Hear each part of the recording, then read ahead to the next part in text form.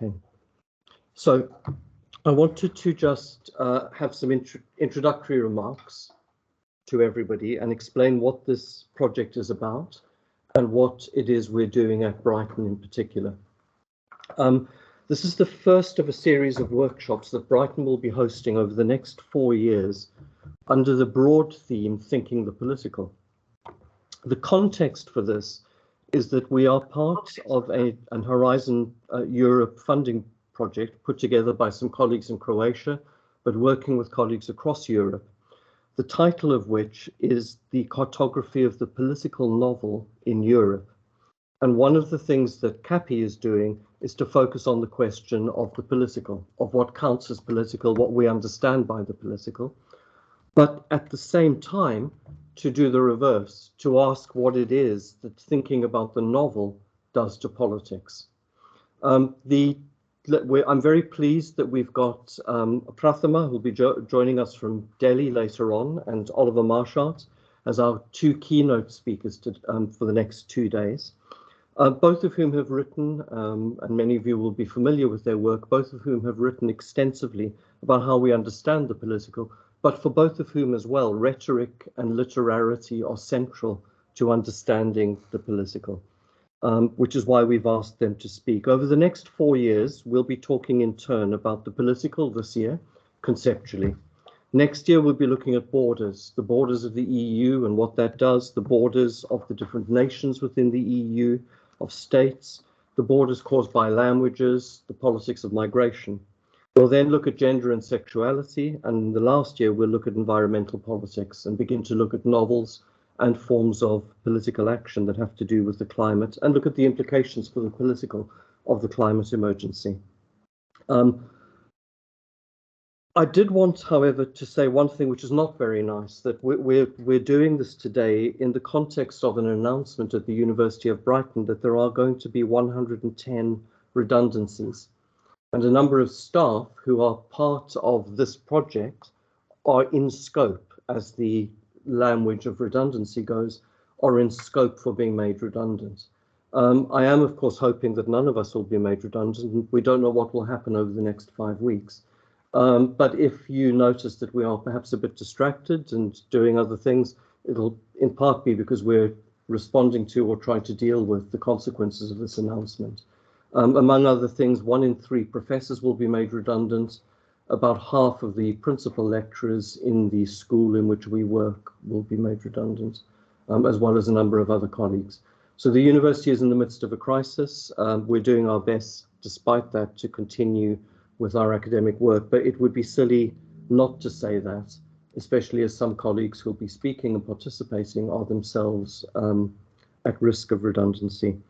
1 in 4 of the colleagues who have been told they're in the pool for redundancy will be made redundant. I'm not going to say much more other than to note that the variety of people presenting today indicates that there are contested and different understandings of the political.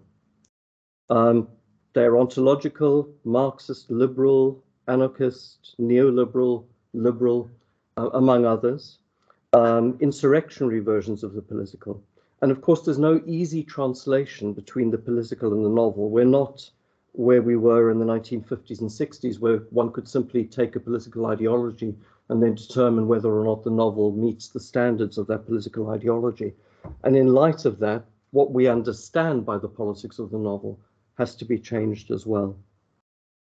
So, as I said at the beginning, one of the things we want to do is to think through what novels do to the key political categories with which we work. It's not just for us about using the political as a standard of judgment, which we impose upon the novel.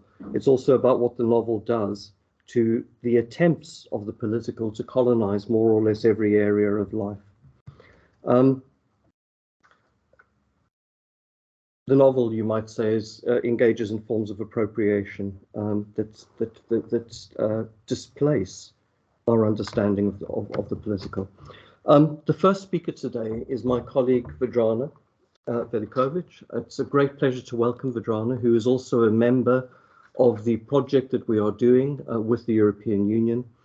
And Vedrana will be talking about the work that she's been doing around Black British writing. Vedrana has, for those of you who don't know, has been central to bringing the novel, bringing literature to the city of Brighton and Hove in a range of ways, working with bookshops, working with authors, and of course ensuring that that we do work around the novel in the university. So it's a really great pleasure that Vedrana is opening the conference.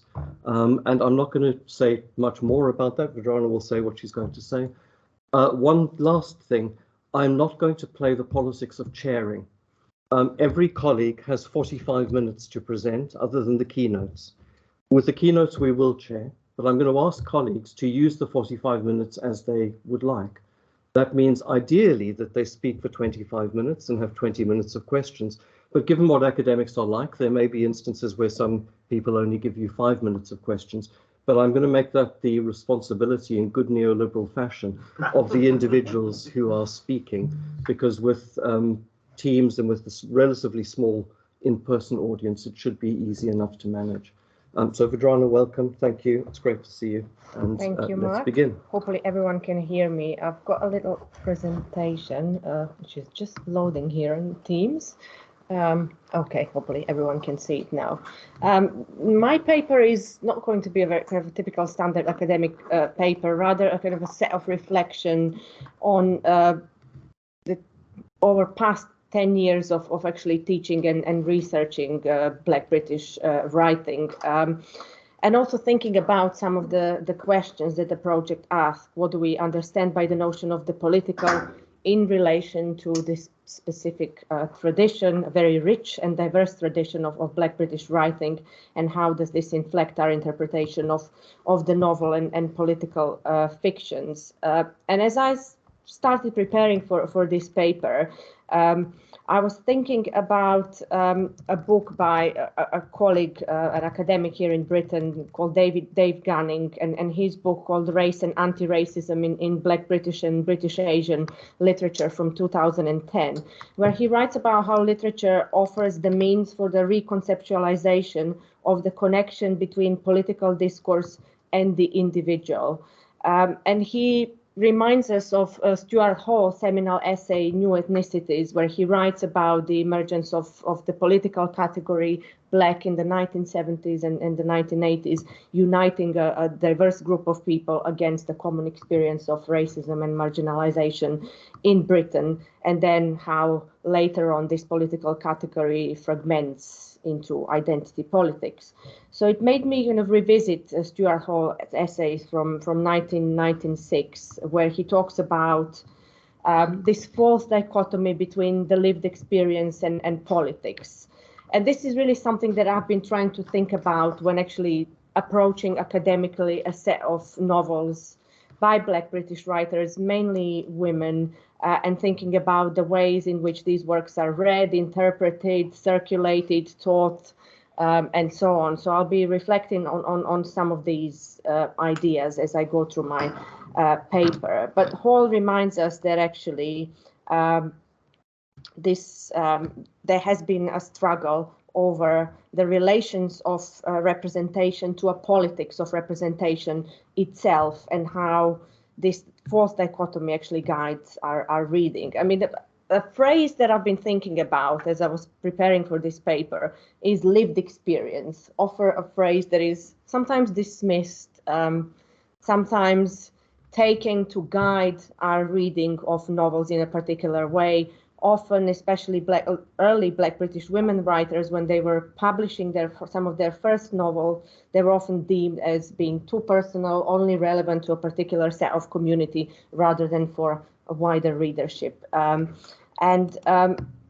This is also something that contemporary writer Diana Evans, whose novel just came out a couple of weeks ago, House for Alice, where in her interview for The Guardian, she talks about how race has always had to be carried by the Black artist or the Black writer as if it belongs to us, whereas the problem of race is the problem for the world. And of course, Stuart Hall talks about this burden of representation in his essay, New Ethnicity, and as well as his other work, that if you are a racialized writer or writer from an ethnic minority, you always have to justify the things that you're writing about, or you're often accused of being too political, not too political enough. So this is also something that one of her characters, Melissa, in the novel voices as she writes, how I don't see why I should provide an account of something people might read as an anthropological text or an agony page. And of course, many writers in various interviews have actually had to respond and deal with this burden of representation in various different ways. When I think about the politics of Black British writing, of course, I cannot disregard the lived experience, not only of the writers themselves, of the characters, but also of the people who read these texts. And for me, the question around the politics of the novel cannot really be disassociated from the question of education, the classroom, where is this body of text taught, where is it discussed, where is it interpreted or made invisible or visible, what space does Black British writing occupy today in Britain or in Europe.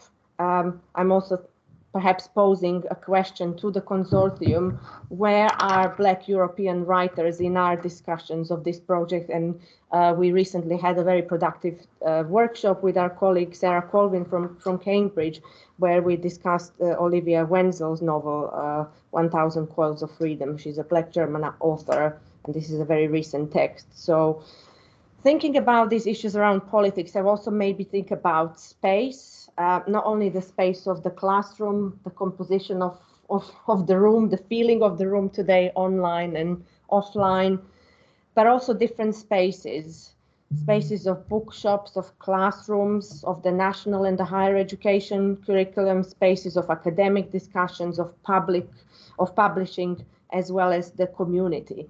And as I go along, I will be sharing my thoughts of how it's simply impossible for me to simply focus on academic discussions of Black British writing, where actually often we need to go outside of the academia to learn, but also to listen and then to take this knowledge to help us think about the politics of Black British writing from perhaps a non-traditional, non-academic perspective.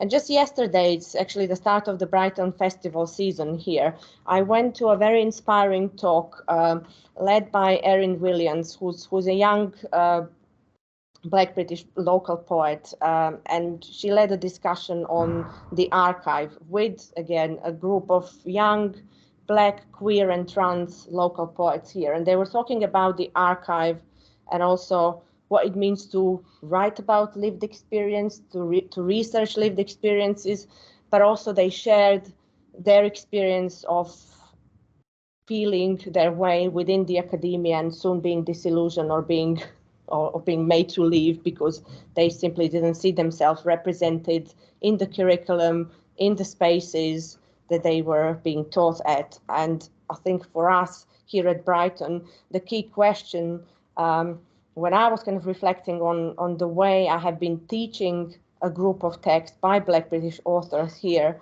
the question really for us was to think about how these texts are being received by the community or in the community. And I'll talk a little bit about our recent project with Brighton's only Black-owned bookshop. It's called Afrori Books. It is a bookshop that focuses predominantly only on books by Black authors. And we've recently started a project called Reading to Resist, Reading to Belong, a space for Black writing, which is funded by the HRC. And it's a community partnership project that actually explores how the bookshop acts as a space of community and belonging, and also ask questions what the act of reading Black literature in Brighton means in terms of anti-racist practice, resistance and representation, as well as how it can promote well-being, pleasure and joy in an increasingly hostile environment for racialized communities. This project brings together the bookshop owner, another charity called Diversity Lewis, as well as Brighton University students. And as part of this project, we are reading a set of books, and they are mainly from So I'm just going to move to my slide. From Bernardine Evaristo's recent series called Black Britain Writing Back, where she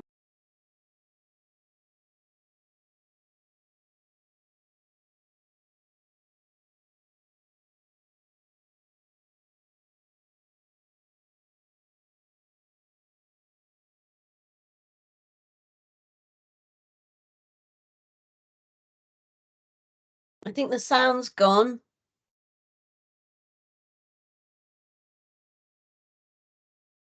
Oh, I think you're muted, Vedrana.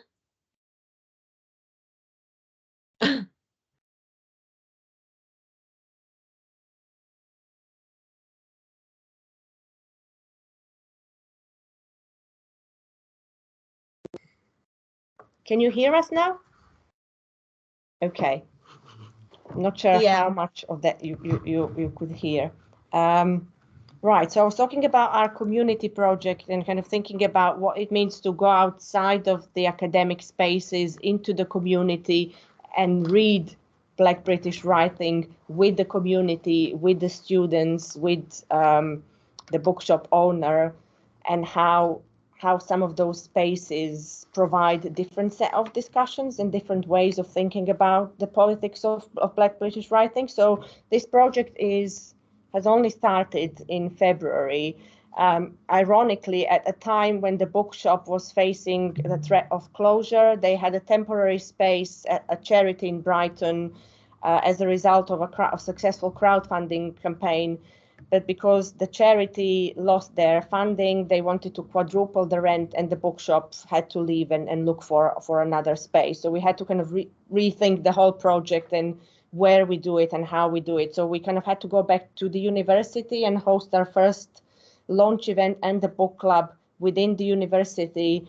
But luckily, the bookshop now has a new space. So our next event is actually tomorrow, where we are reading a poetry collection by a new or a fairly recent Black British poet called Yomi Shode, and their book called Mannerism that was actually shortlisted for the T.S. Eliot Prize, one of the major poetry awards in Britain. So we are back there in the space, and hopefully this space will enable us to have those discussions that we wanted to have. A variety of spaces to discuss Black British writing is important, because as one of our students from the Decol Collective, which is a grassroots collective within our school, led by students and staff to think about how we can decolonize the curriculum. And she shares her thoughts here about her experiences of the curriculum when she was a student here at Brighton, and how herself as a Black British person was often felt often absent from the curriculum. But even when any discussions around Black British contribution to this country were discussed, it was only through the prism of slavery and struggle. And that was only one side of the story. So thinking about how we can challenge these tiresome narratives.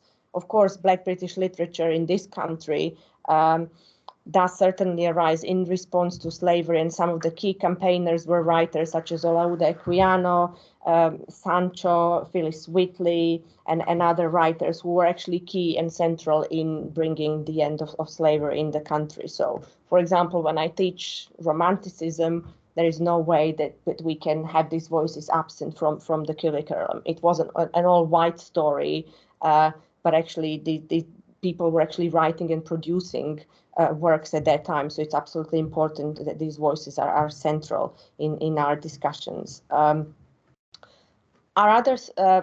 Some other responses in terms of this lack of inclusion in the curriculum, at least here in Britain, are slightly changing, because Penguin has recently started the Lit in Colour campaign in 2020, and I'm here talking about the national curriculum, which is primary and secondary curriculum, to actually redress this lack of inclusion of writers of colour in the curriculum. As you can see here, the statistics are pretty depressing, that there is only one GCSE English literature course that features a novel or a play written by a Black author.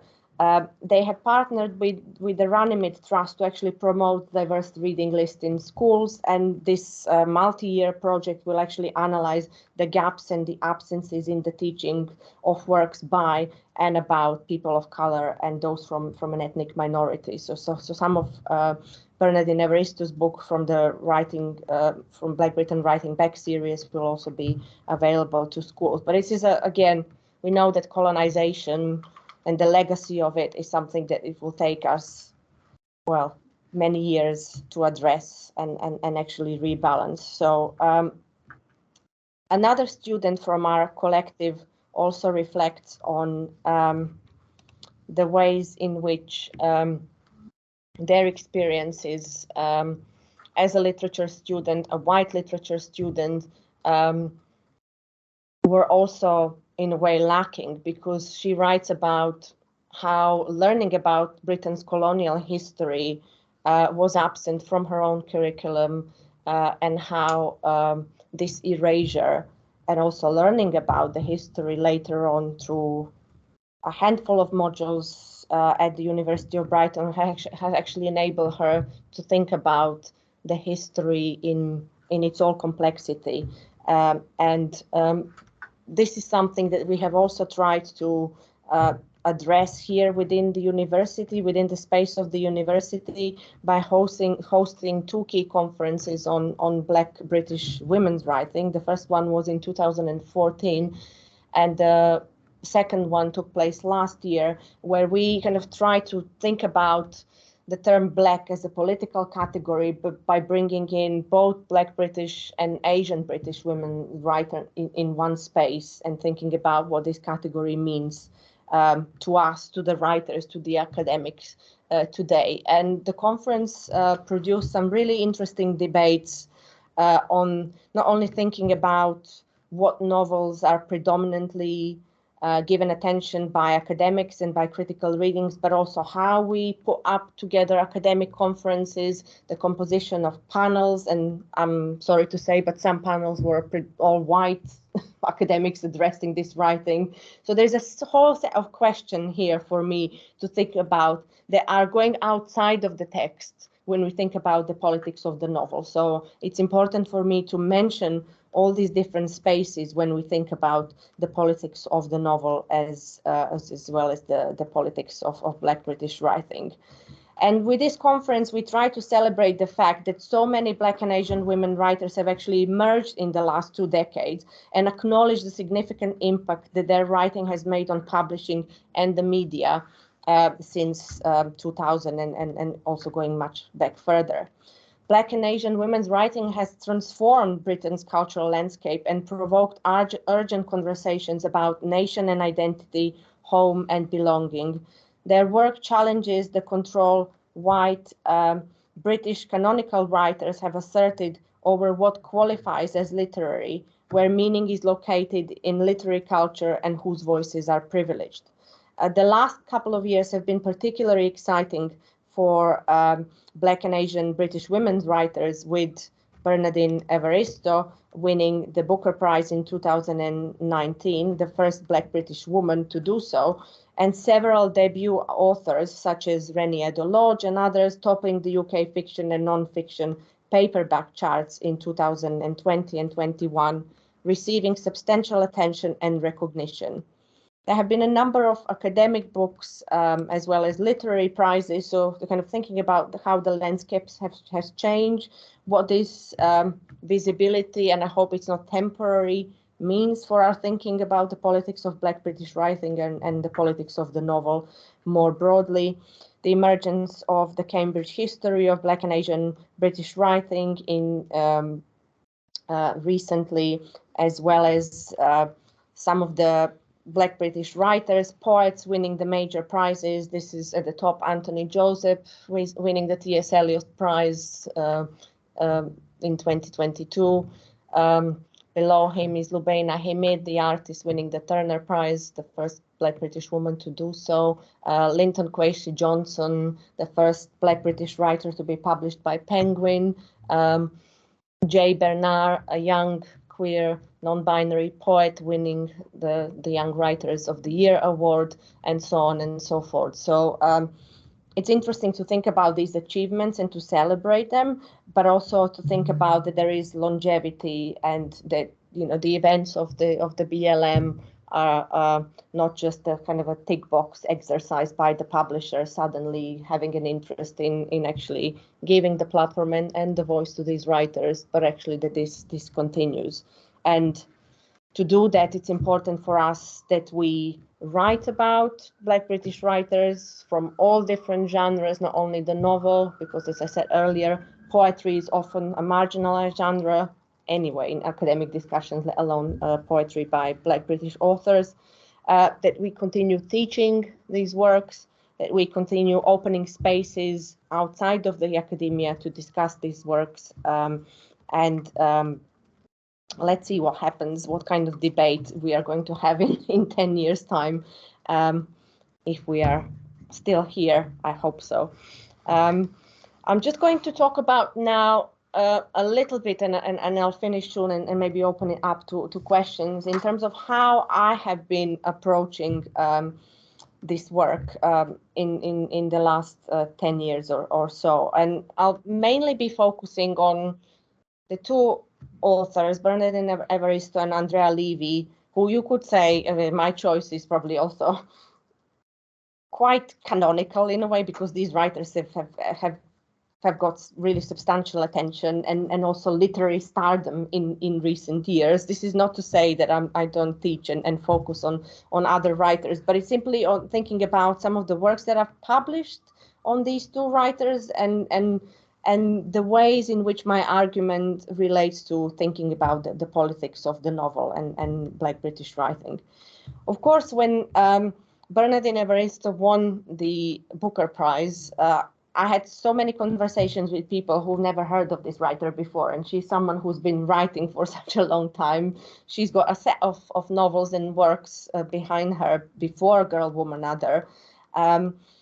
As someone who is in the public space and who is happy to talk about their work, in one of her interviews, obviously she makes an explicitly political statement here about Girl, Woman, Other, how it is an anti-Brexit, anti-parochial, and anti-patriarchal novel. And for those of you who are familiar with the book that focuses on 12 Black British women, some of immigrant status, one non-binary character, and really focusing on the personal lived experiences, the fact that she makes this statement reminded me of an interview that I undertook in 2010 with her. I was doing my PhD partly on her work and thinking about some of her earlier novels, the way in which they have been read by academics. And here she shared a story about one of her earlier books called The Emperor's Babe, and how a critic said that she was trying to find some sense of identity by exploring the Black history of Britain. And she was really annoyed by that, because as she writes here, for me, it's about the history of Britain, and it is our entire heritage. It is not just my heritage. Black people in Roman Britain 800 years ago is part of our heritage as a nation. It's not just me trying to find myself, as if it is a personal odyssey to me. And obviously she talks about her broader political interest with all of her writing to actually bring those silent histories and stories to the fore. In the case of Girl, Woman, Other, she also uses this phrase, putting absence into presence, and that is obviously the broader political project of her writing. When I was writing about these earlier novels, in my article of 2012 that I cite here below, I was particularly looking at some of the existing academic readings of her works and some other Black British novels through predominantly a European genre of the Bildungsroman, the novel of formation. And particularly, there is one critic, Mark Stein, who reads this novels from the 1990s, kind of mid-2000s, through this genre, and argues that these novels are not only about the formation of the protagonist, but also about the transformation of the British society and its institutions. And in the article, I mean, it's free online. You can. I'm not going to go into a deep outline of it, but I mainly talk about the kind of the implications of reading Black British writing through the Bildungsroman genre, particularly this focus on the kind of personal experiences, the personal struggles of the protagonist, knowing that actually some of the earlier novels by Black British writers did not get that substantial critical attention precisely because they were deemed too personal.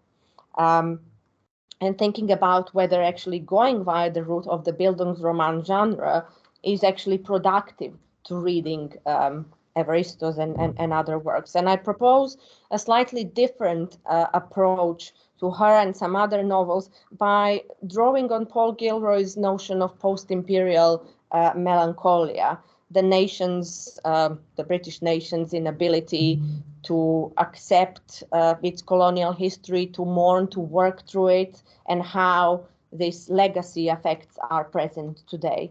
But also how the writers, through these personal stories of their protagonists, are actually addressing a wider set of issues here, wider set of losses of belonging and unbelonging, and so on. So my reading then took me later on and most recently to some of the earlier novels by Andrea Levy, who sadly passed away in 2019 after a long struggle with breast cancer, but actually left a huge legacy here in terms of contemporary British and Black British literature. And in a way, she's also another writer who received that literary stardom with her novel, Small Island. Some of you may be familiar with this book, but also as someone who in interviews repeatedly had to justify what she was writing, how she was writing it. As you can see here, she writes here that my heritage is Britain's story too. It's time to put the Caribbean where it belongs in the main narrative of British history.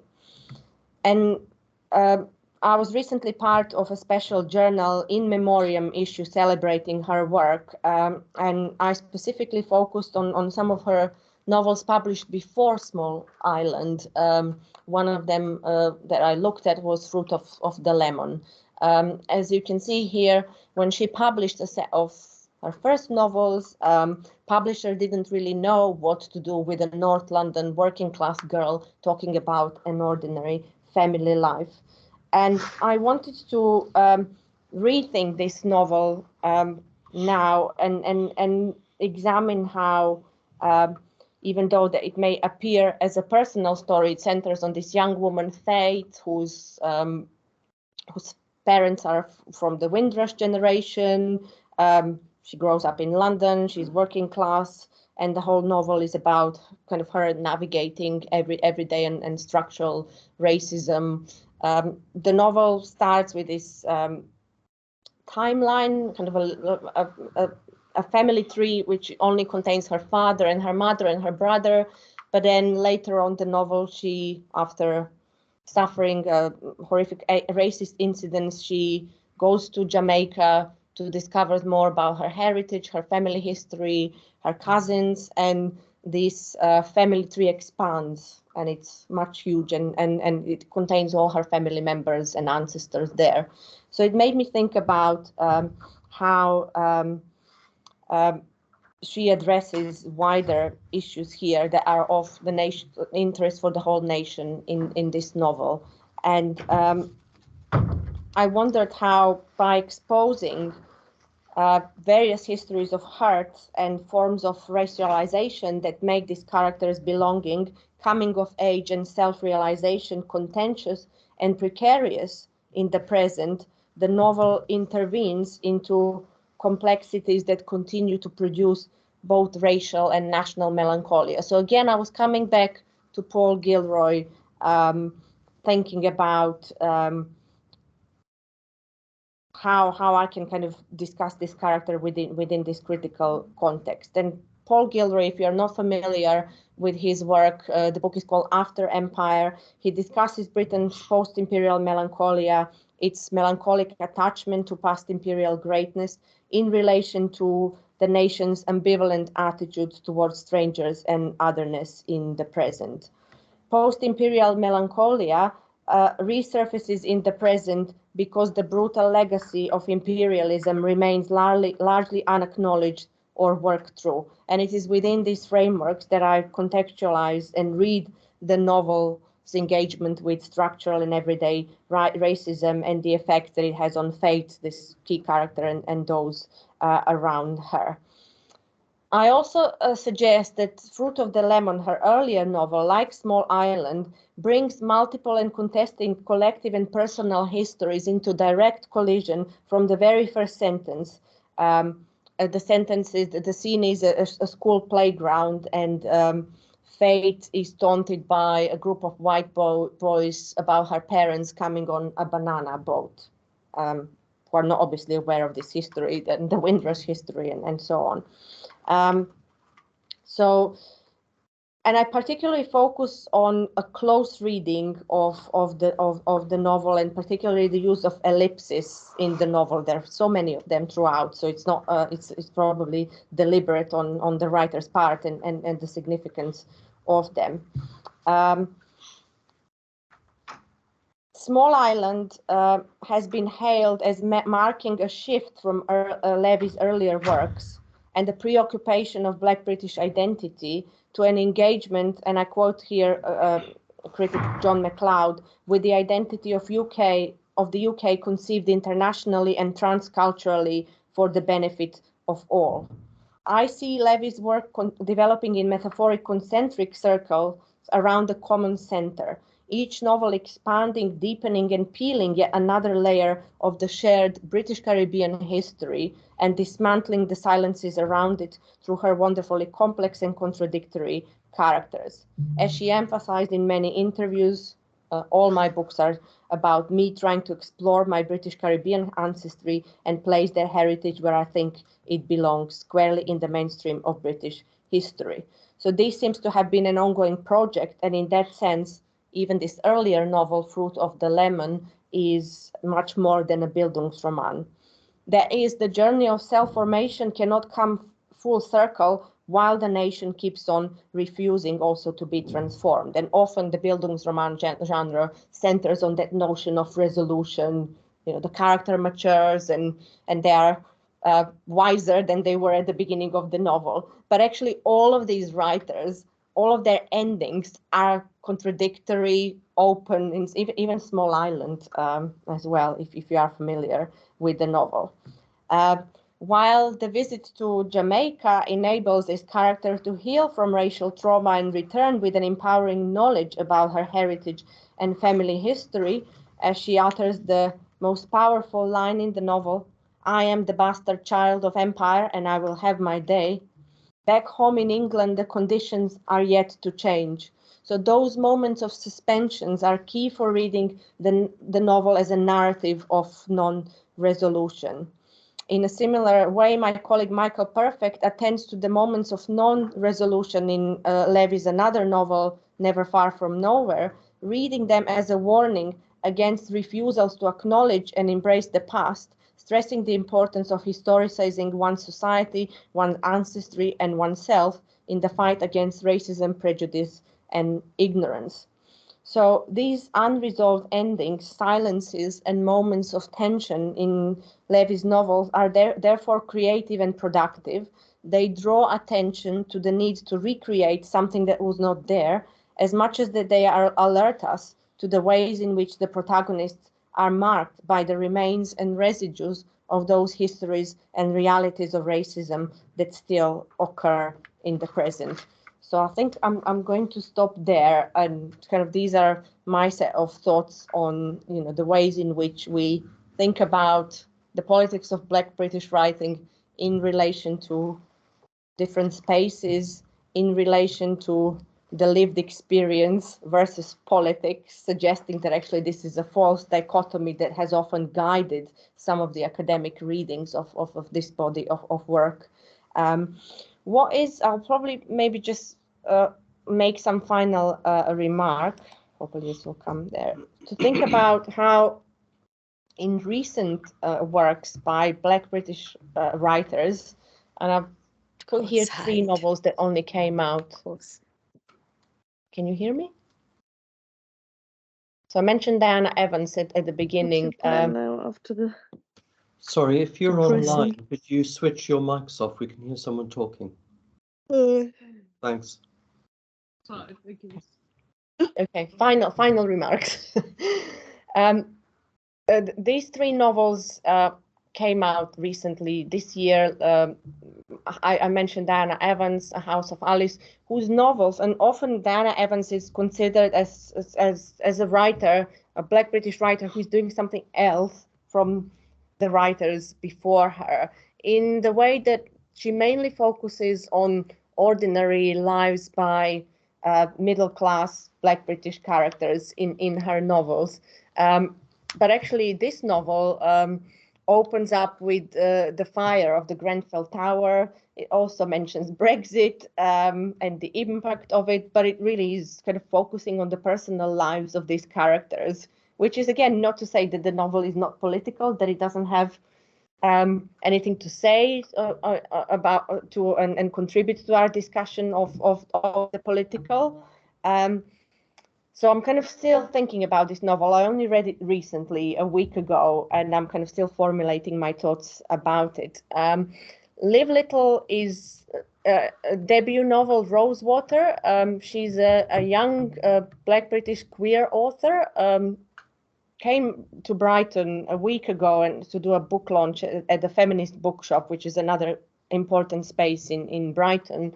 And this is a book that focuses on a young Black British queer woman who is really unapologetic from the opening of the novel.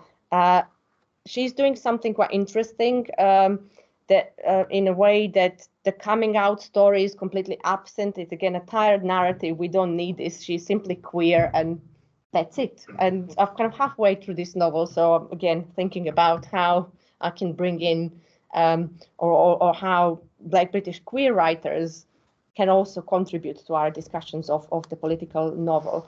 And the third one is Natasha Brown 100-page novel called The Assembly, a very slim novel. When you start reading it, it doesn't really read like a novel. So again, she's thinking about or playing with our notions of the genre or what a novel and the genre of the novel is. And focuses again on a young Black British woman who's a lawyer. She's one of those who have made it into the mainstream. They have broken the glass ceiling, so they're often invited to give inspiring talks to school children as the face of diversity. But actually, we learn about that actually she's been diagnosed with breast cancer. She's an unreliable narrator, so I'm not sure what to think about the novel towards the end. She also navigates through kind of high-class spaces. Her boyfriend, who is white, is very rich, and his parents own a mansion somewhere in England. So it's about her as a Black woman navigating those different spaces.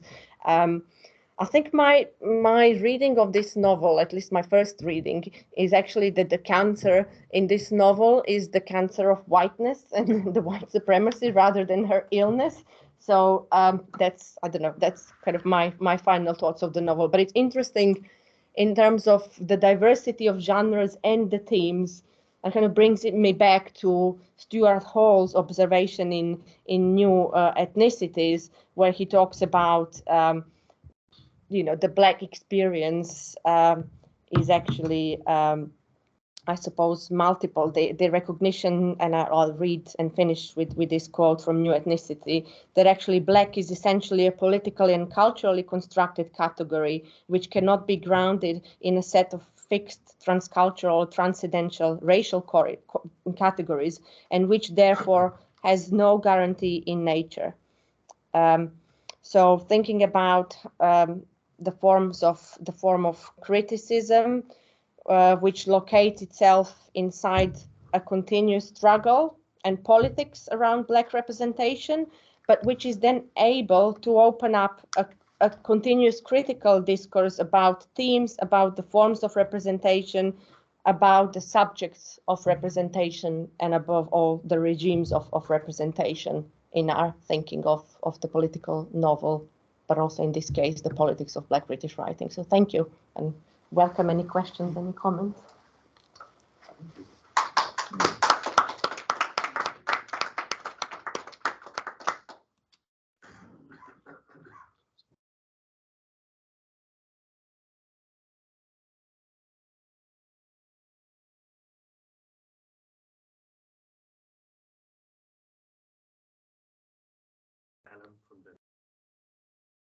Sorry, Alan, just can people in the audience speak louder so that the people online can hear? I'm Alan from Denmark, and I come to literature from the complete outside. But I was just thinking. I think I can understand Stuart Hall's critique of the distinction between lived experience and politics. But I was thinking, should we replace it, so to say? Where is the problem with the distinction as you see it? Because I presume, or at least as Mark introduced, that we wouldn't make some kind of equation between literature and politics, right? So literature is something else. And if it's not lived experience, if I got it right, then what is it? I don't know if you've been thinking about. Thank you for the question. I mean, I think he first of all he says that it's a false dichotomy making this distinction between the lived experience and politics, because obviously political organizing in this country, anti-racist organizing, even organizing now between as well. The BLM movement is actually mobilizing the lived experience, the everyday lived experience in response to everyday racism and racist structures that people experience. So I think that's what he's saying, that we shouldn't be disassociating one from the other. For me, when I kind of think about literature, is the problem lies in the fact that often in reviews or in the kind of critical reception of Black British writing, the emphasis has predominantly been, or sometimes has been, on dismissing these works as being too personal. They are, so for example, you wouldn't make that accusation, or a white author writing about, I don't know, Brexit, and again, everyday characters' experiences wouldn't have to justify themselves against this burden of representation. So who is to say that actually Andrea Levy in this novel, that actually is about personal experiences of this main character as well as her family, is not a political novel? So that's the question that I'm asking. The second one is, like, if we tend to use, and again, a lot of critics have tended to use this notion of the Bildungsroman to focus on kind of identity formation, personal journeys, and so on. What is it not allowing us to do in the critical discussions of Black British writing? It's just it's a big question. I think it needs maybe a longer debate and discussion, but these are my initial thoughts, because just also to think, to reflect on the panel that I attended recently, almost every single member was talking about the lived experiences and how those lived experiences are undervalued or are absent or simply not visible in the academic spaces, in the curriculum, in the works, in the novels that we read. And I think I can ask the same question in the European and the wider context. I hope that makes sense and answers your question. Sure.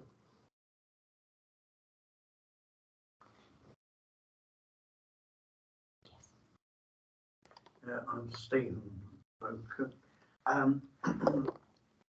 The political, as I've been asked, it's a long time since I came across actual definitions of politics and so on, which may be out of date now, but political, as I was given to understand it, so really two things. One is public spaces and the other is conflict. Now, whether or not those are accurate, it certainly seems to me that they obviously in both of them can involve lived experience of anybody at any time, as far as I understand. It depends when, but they're not something that you can say it's pinned down at any particular time where either of them is, or both. Sometimes they're not impinging on somebody's lived experience. Other times they very much are.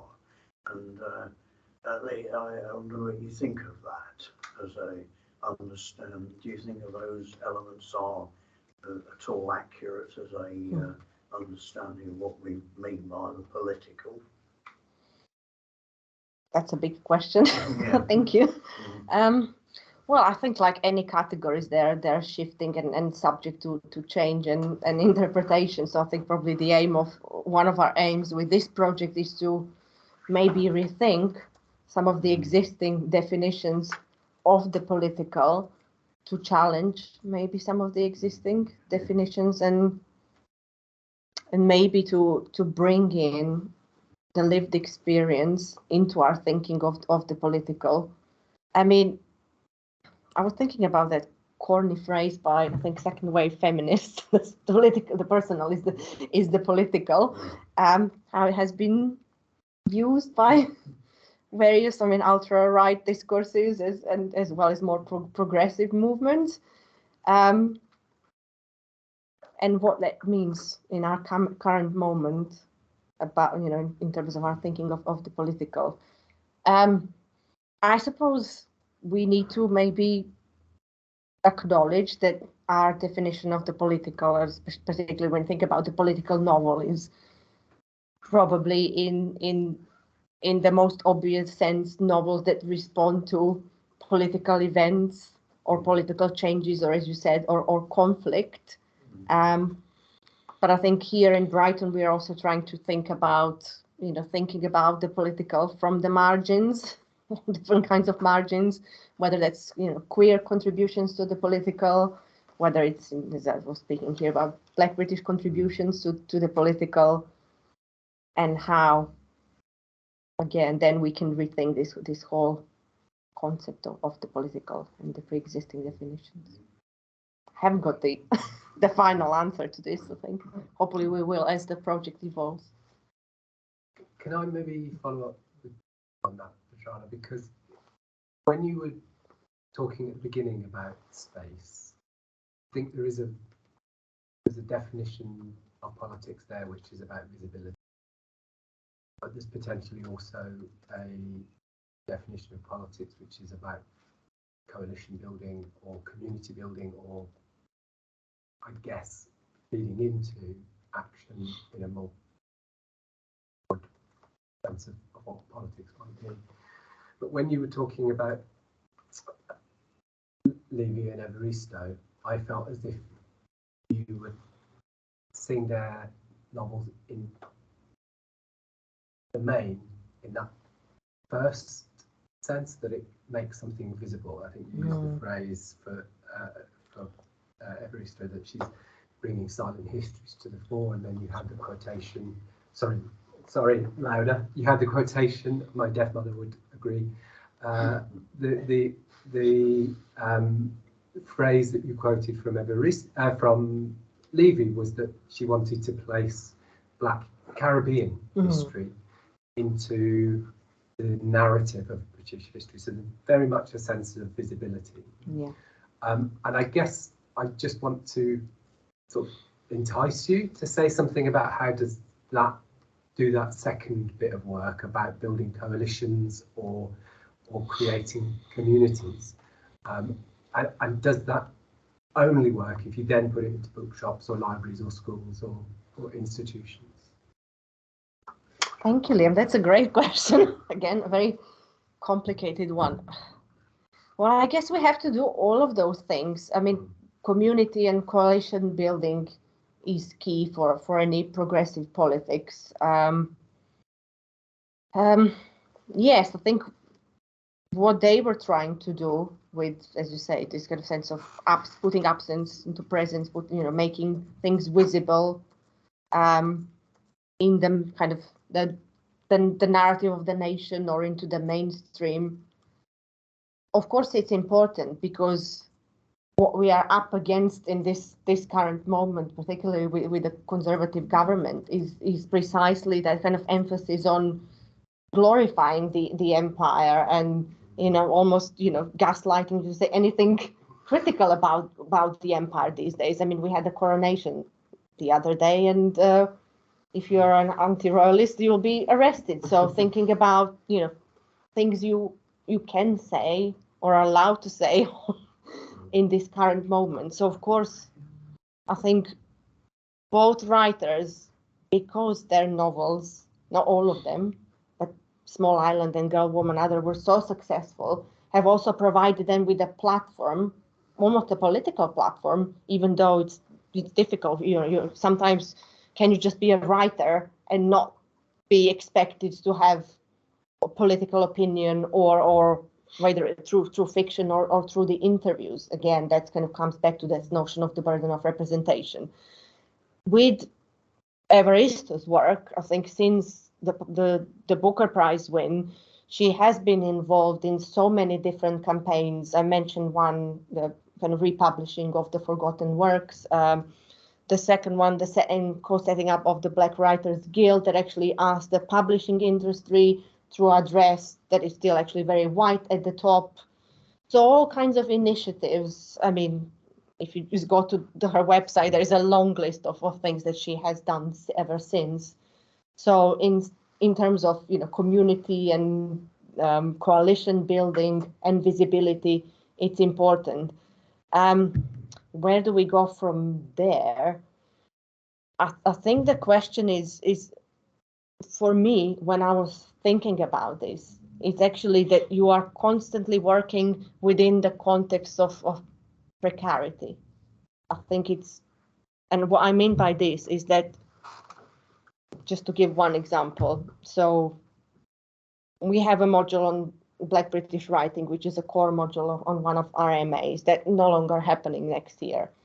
So it's kind of making sure that I'm, from a personal point of view, continue teaching this material wherever I can, whenever I can, but also thinking about how I can connect with the community and also connect students with the community, where often the space in which they're often, well, the only person in the room or made to feel invisible in the curriculum. So it's not only talking about these issues within the space of the academia. We have to go outside. We have to bring that space and those discussions here as well. So bookshops, that's again my huge work involves working with Afrori and the things that they have done here in Brighton by putting up a series of events. And we're quite lucky here in Brighton because we can just walk to the bookshop and listen to a contemporary Black British authors speaking. I mean, not many cities in Britain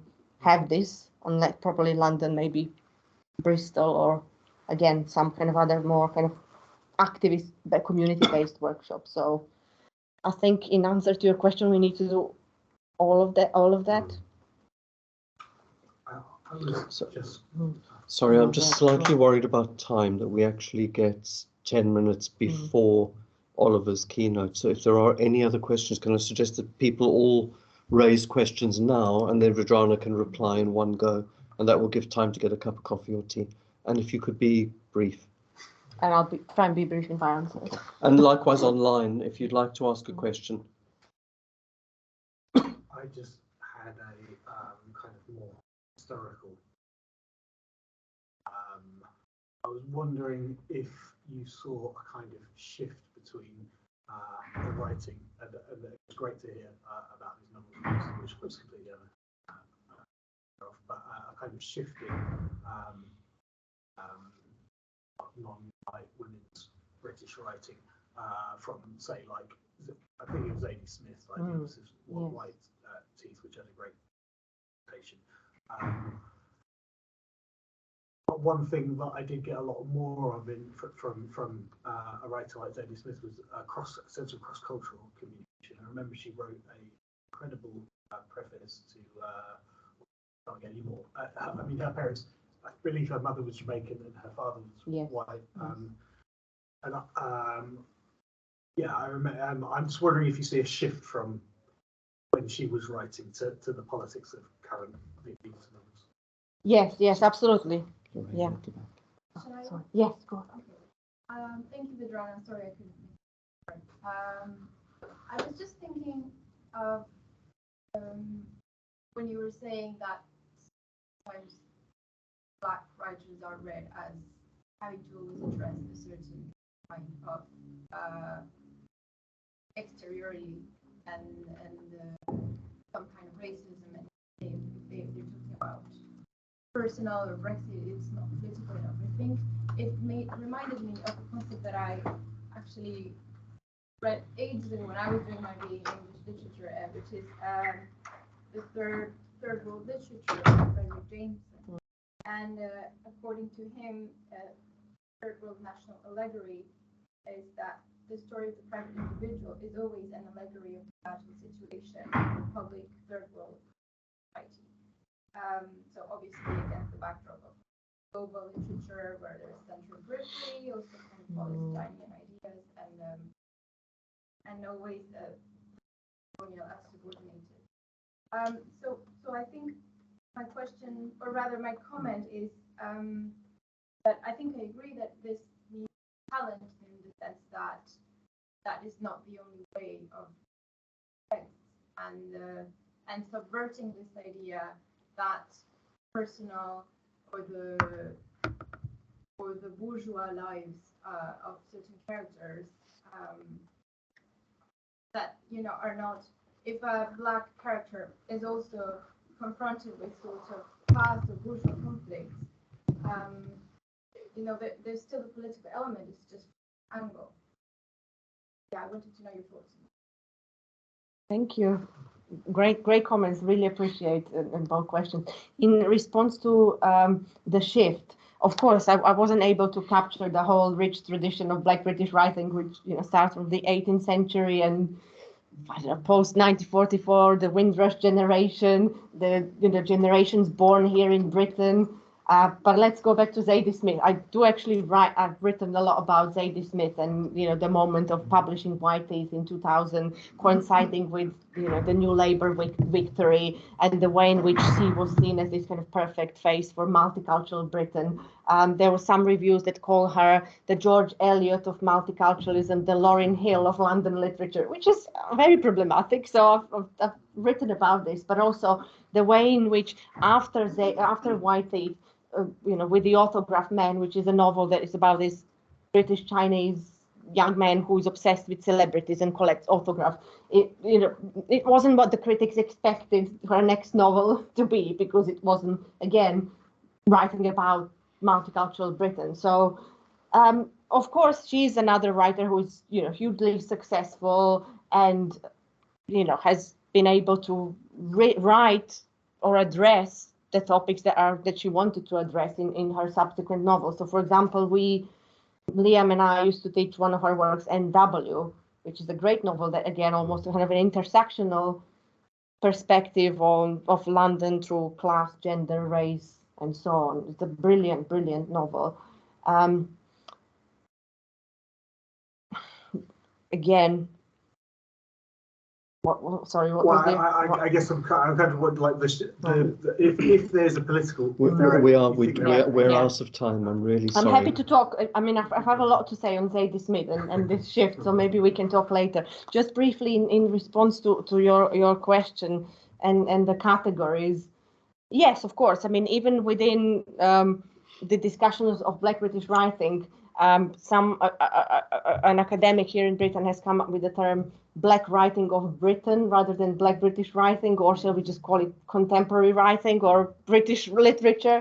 So again, these debates are taking place, and again, do we do away with these categories? To what, when are they useful? To what extent? Also, the question about, you know, third world, or, you know, someone coming from the second world. I'm always mindful of those categories and, you know, who uses them from which perspective when. So, yeah, thank you.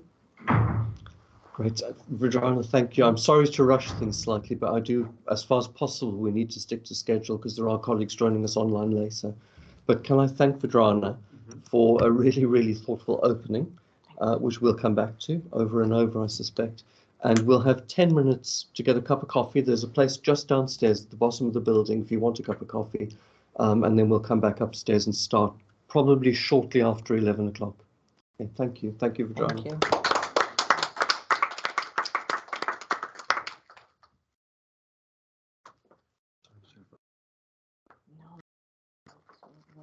Oh, I'm sorry, because I had to spend half of this trying to get people registered so they could join. I heard most of it, but I was trying to get Ivana online, and Are they there now? I don't know if Ivana's managed to join yet. There were 25, but now they've obviously gone for coffee or tea, so people will come back. Yeah, I think we all need a coffee. Yes. So outside, Downstairs and outside. We're going to go downstairs and just get something to drink. I cannot enter again if you No, you can't. unless you have some security apparatus that allows us to go in. In fact, I'm going to mute this. So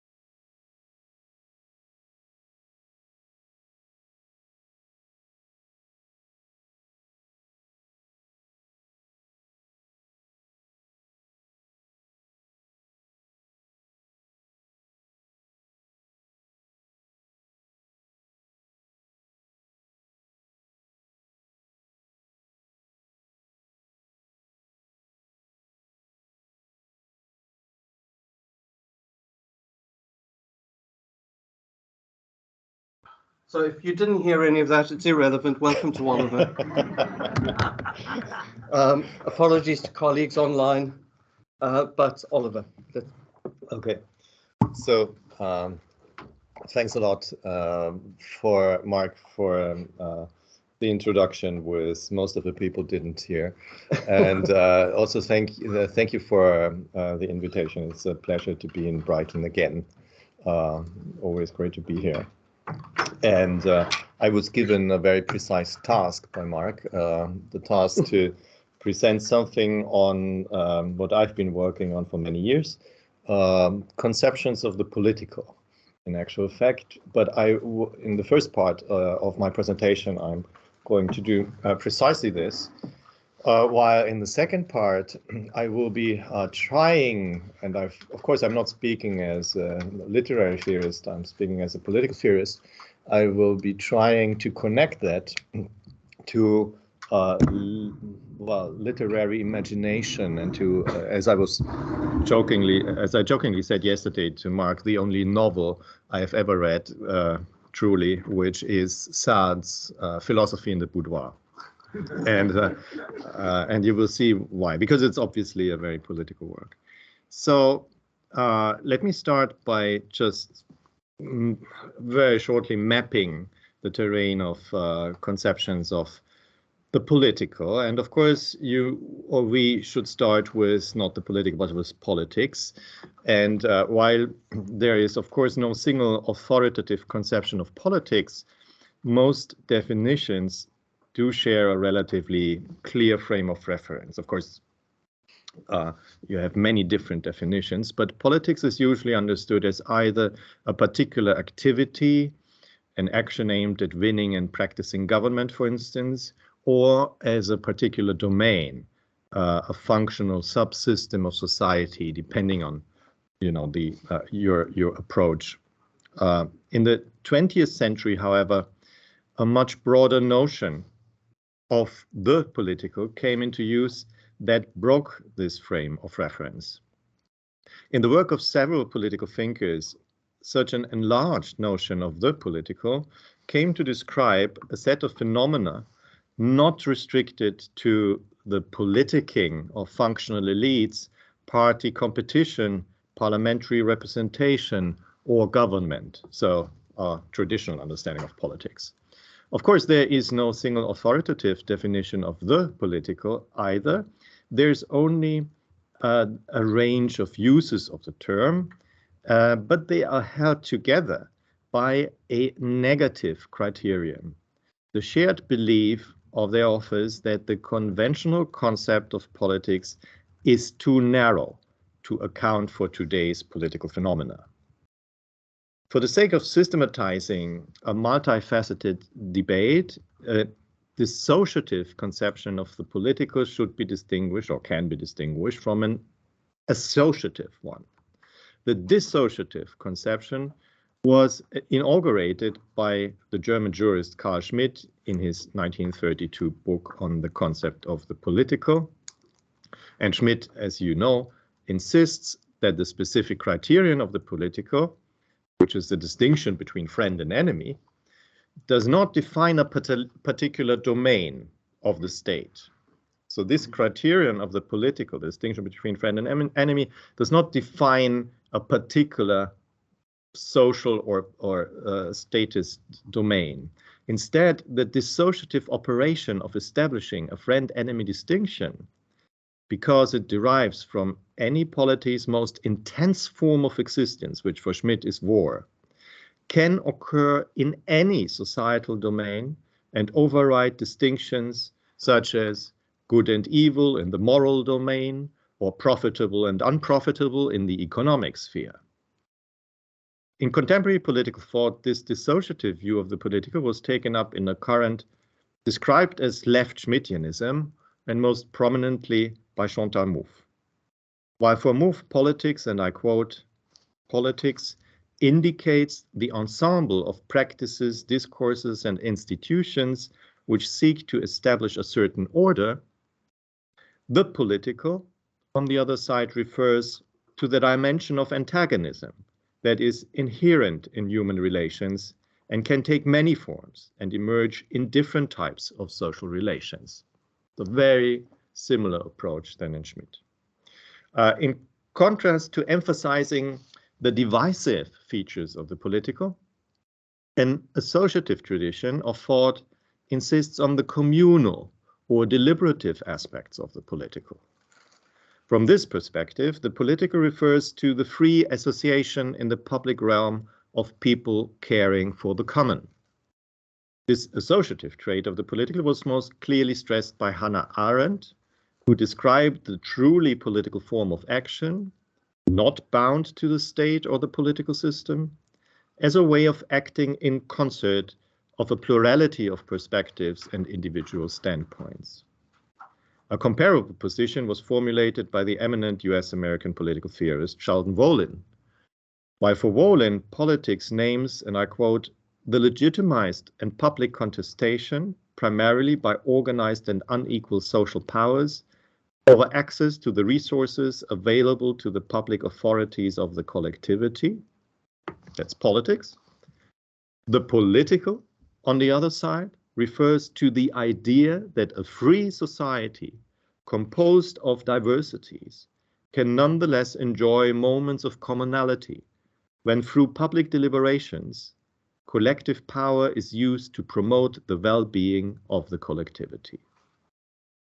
Hence, for Wolin, as in different ways for Schmitt, Arendt, and a number of post-structuralist theorists, the political, as distinguished from the daily routines of politics, tends to assume the quality of a rare, if not exceptional, event. Because these moments of commonality are rather rare in that tradition of thought. But given such an emphatic understanding of the political, many proponents of both traditions, the dissociative and the associative one, agree on the diagnosis that the political is in danger of being neutralized or colonized by other domains, by technology, in the case of Schmitt, for instance, the social or the economic, in the case of Arendt, or the expertocratic post-politics of a neoliberal consensus at the center, as in the case of MOVE. From this perspective, the political, be it in its associative or in its dissociative trait, is under constant threat of being dissolved. Yet, only what has first been established can run the danger of being dissolved. So the very possibility of conceiving of the political in terms much stronger than ordinary politics is the result of a long-term historical development. This development is marked by an increasing awareness, not only of the specificity and autonomy of the political vis-à-vis other social spheres, but eventually of the primacy of the political vis-à-vis the social. Our contemporary understanding of the political emerged in a number of in a couple of historical phases, maybe 3 historical phases in the 20th century. I'm not going into the details. I just want to say that while there are certainly forerunners of theories of the political in the first half of the 20th century and in the aftermath of the First World War, the conceptual differentiation between politics and the political, between, in French, la and le politique, became common currency only when in 1980 the Center for Philosophical Research on the Political was founded at the École Normale Supérieure by the philosophers Jean-Luc Nancy and Philippe Lacoue-Labarthe. Many of the most significant French philosophers of the time, among them Jacques Derrida, Jean-François Lyotard, Claude Lefort, Jacques Rancière, or Alain Badiou, were invited to the center to inquire into what was called the essence of the political. In this trajectory, the canonization of a conception of the political as clearly differentiated from politics reached its climax when the historian Pierre-Ranson Vallon, pupil of Claude Lefort's, was invited to take up the prestigious chair for the modern and contemporary history of the political, not politics, at the Collège de France. But it was in the work of the political theorist Ernesto Laclau, influenced by the French debate, that the political was most explicitly granted primacy. In a formula that provided the succors of a widespread and multifaceted debate, Laclau defined the political as the moment of the institution of the social through contingent, power-based decisions. The social, in this view, is not merely instituted by measures of ordinary politics, rather it is formed by hegemonic struggles that, through the use of any available means of power, manage to impose their collective will onto the social formation, thus blocking alternative ways of instituting the social. Today, the differentiation between politics and the political, notwithstanding the large variety of definitions in circulation, has become commonplace in contemporary political thought. Yet the curious emergence of what I have proposed to call the political difference, as the difference between politics and the political, warrants explanation. Why the need for conceptually differentiating between politics and the political in the first place? A first observation shows that a distinct notion of the political emerged in moments of crisis, when after the First World War in Germany, people like Schmidt or Plessner or Walter Benjamin, or the Second World War in France, a sense of security dissipated, and at the same time, a sense of new possibilities emerged. The emergence of a concept of the political vis-à-vis conventional politics thus attests to a heightened awareness of the contingency of a given social order whose very foundations come to be seen as vulnerable and open to political refoundation. The newly discovered concept of the political thus registers, in the medium of social and political thought, the fact that any social order could be different because it is built on contingent, that is not necessary, foundations, while at the same time, some foundations need to be instituted. For the same reason, it points us to the crisis of the foundationalist paradigm in the social sciences. As opposed, for instance, Marxist versions of economic determinism, theories of the political take into account the contingent nature of social affairs. These theories allow for envisaging the social world not only as originally instituted in a moment of the political, rather than being determined by the law of history or the iron laws of the market or whatever, by granting specificity, autonomy, and perhaps even primacy to the political, they also attest to the fact that the social world could always be instituted otherwise. Now, among the many variants of theories of the political, I think one has to pick a side if one wants to do more than simply give an encyclopedic account of what is there. It, of course, depends on what one wants to achieve with a theory of the political.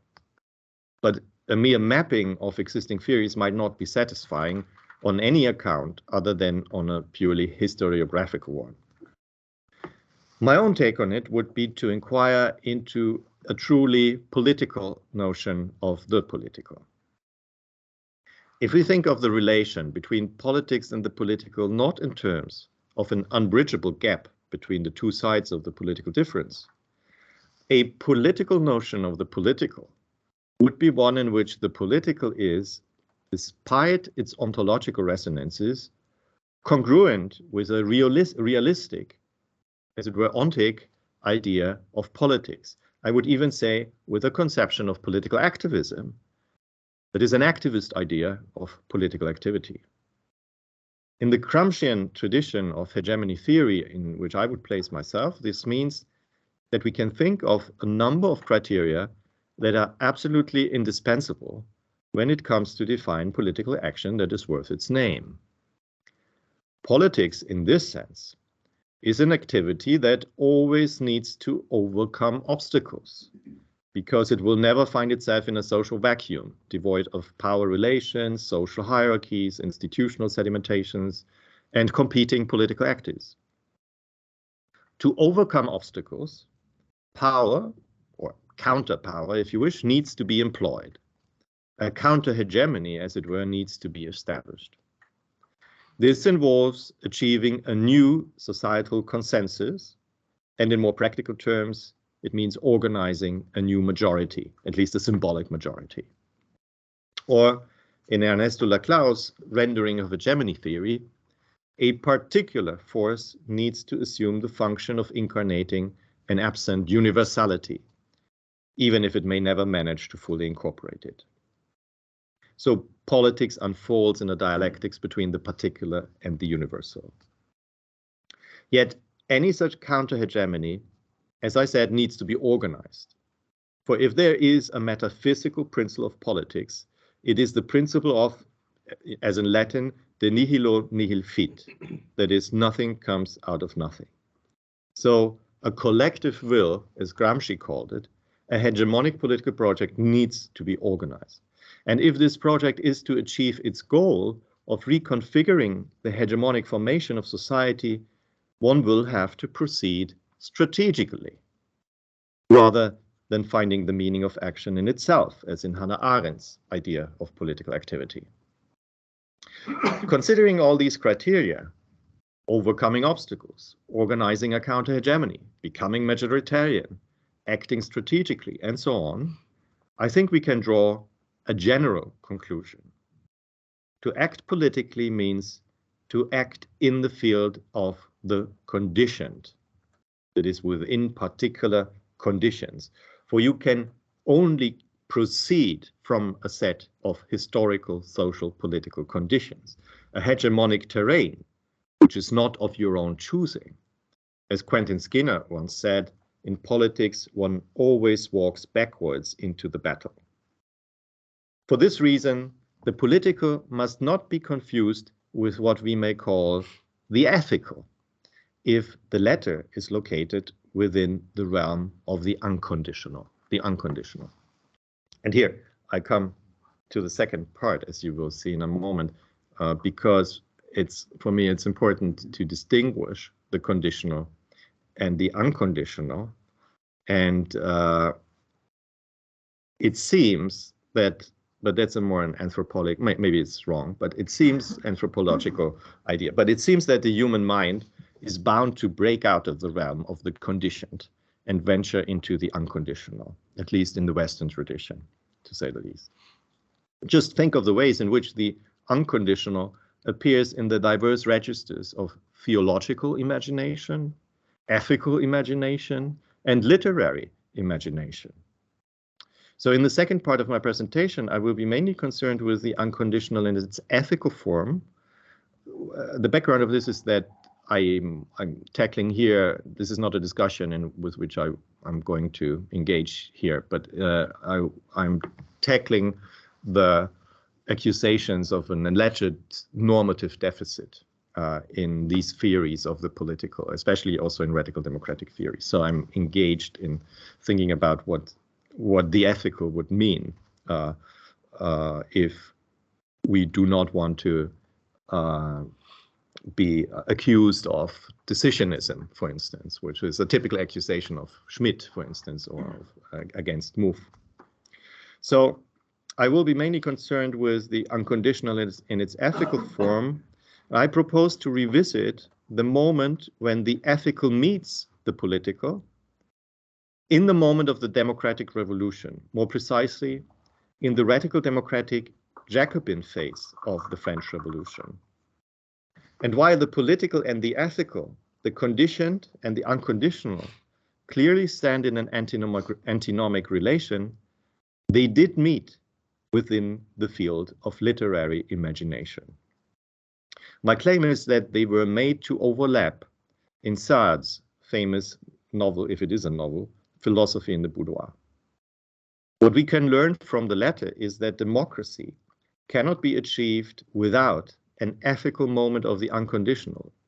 And yet, as both Derridian, Levinasian, and Lacanian approaches to an ethics of democracy taught us, this is precisely the reason why democracy, as a regime in which the ethical would overlap with the political, remains unachievable.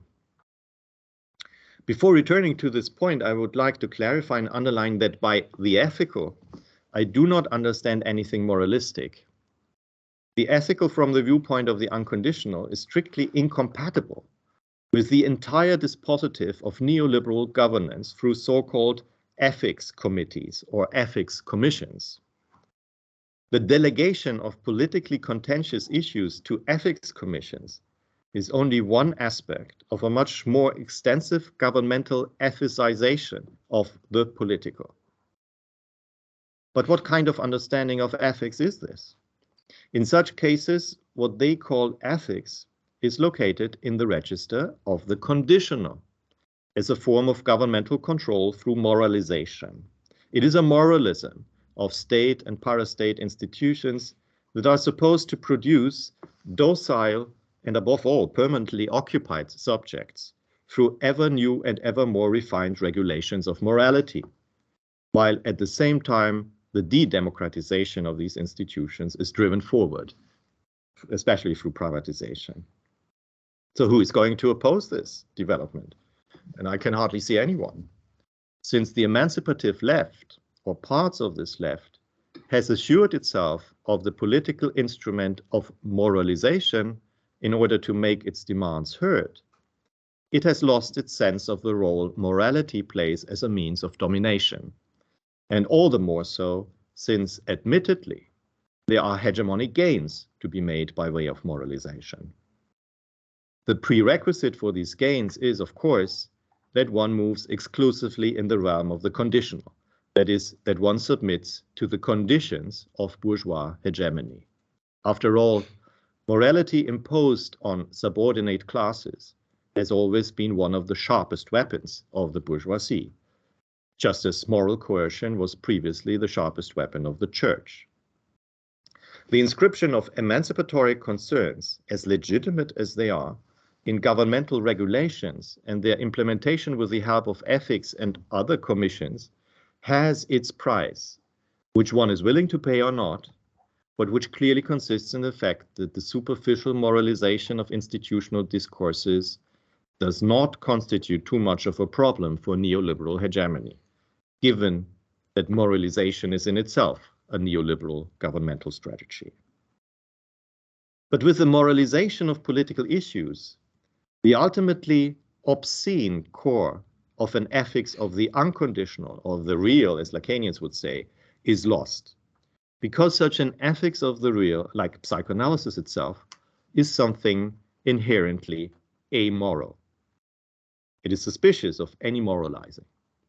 Therefore, different from what one might think of, for instance, a normativistic Frankfurt School tradition, we cannot examine normative orders, as they currently do in Frankfurt, without examining the obscene or obverse side of these orders.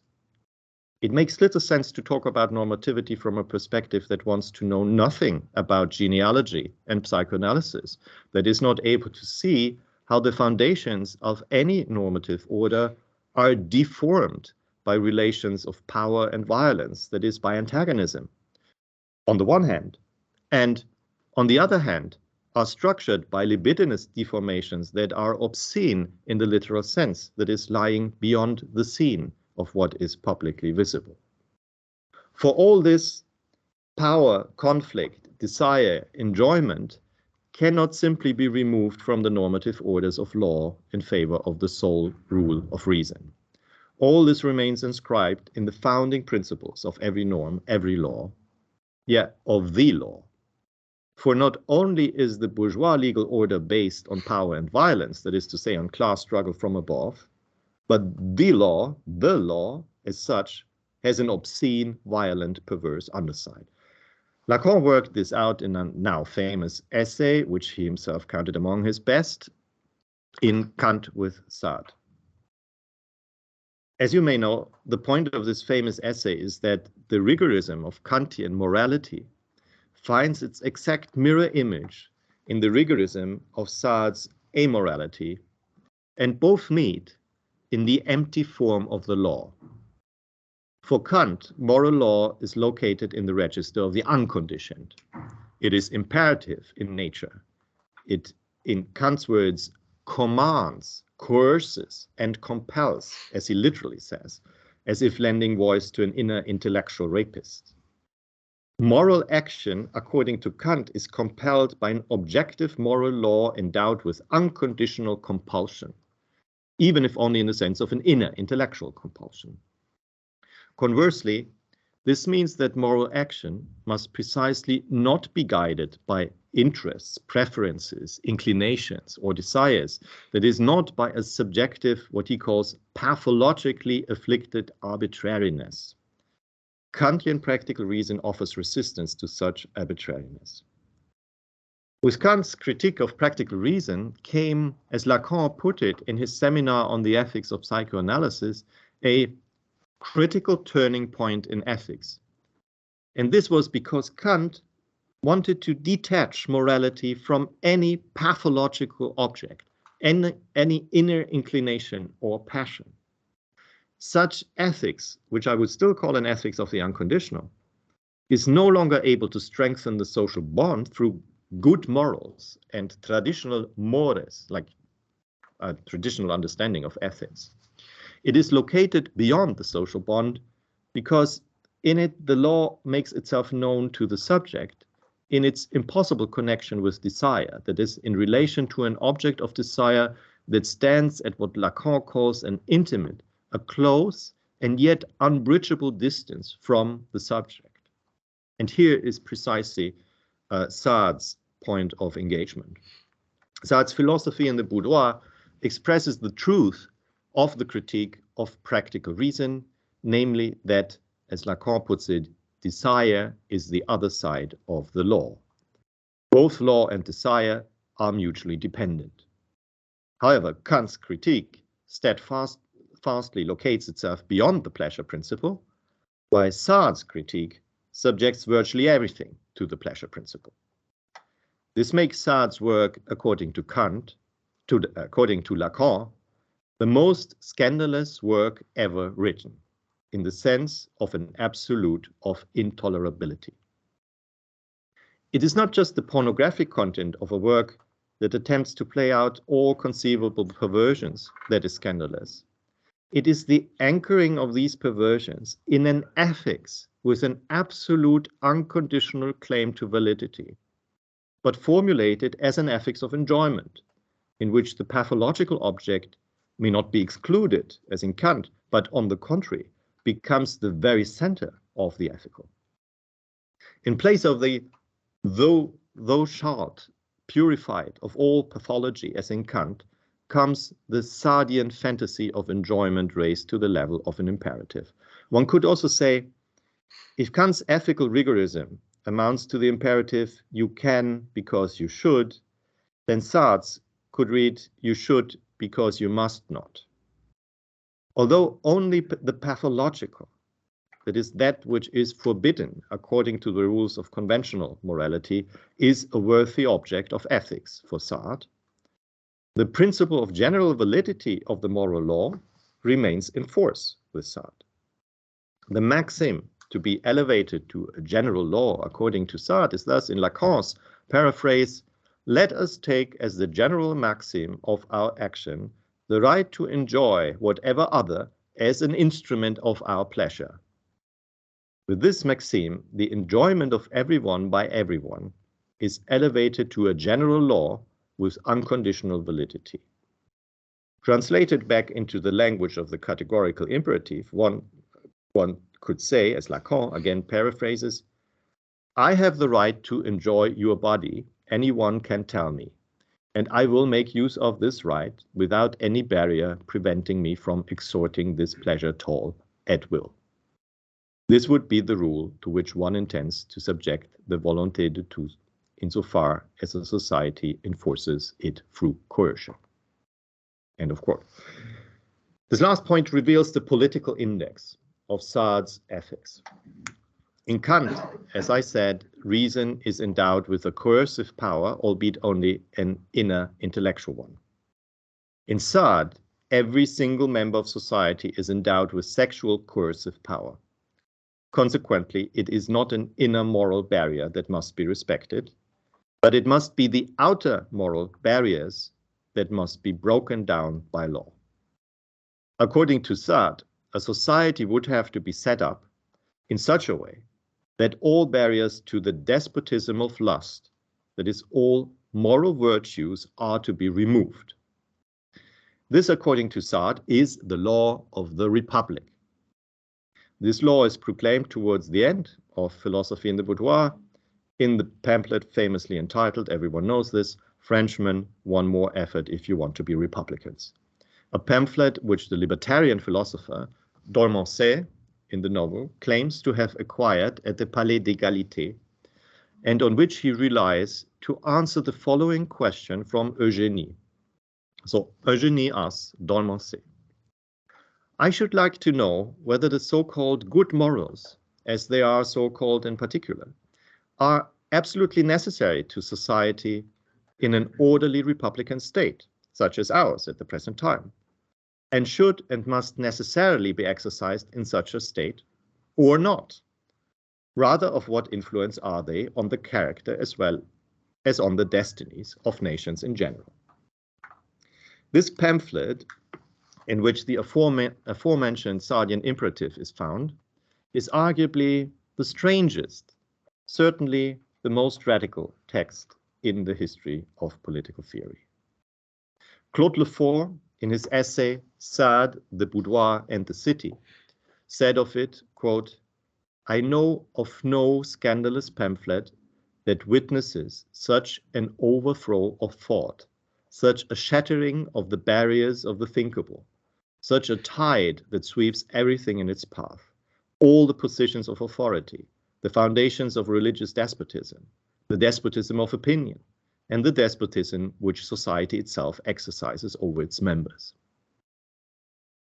It is hardly surprising, therefore, that this text has not found its way into the canon of political theories. And here we are again in the canon of political, in this case, political theories, in which it, in my view, properly belongs, though it ought to be provided with innumerable trigger warnings, of course.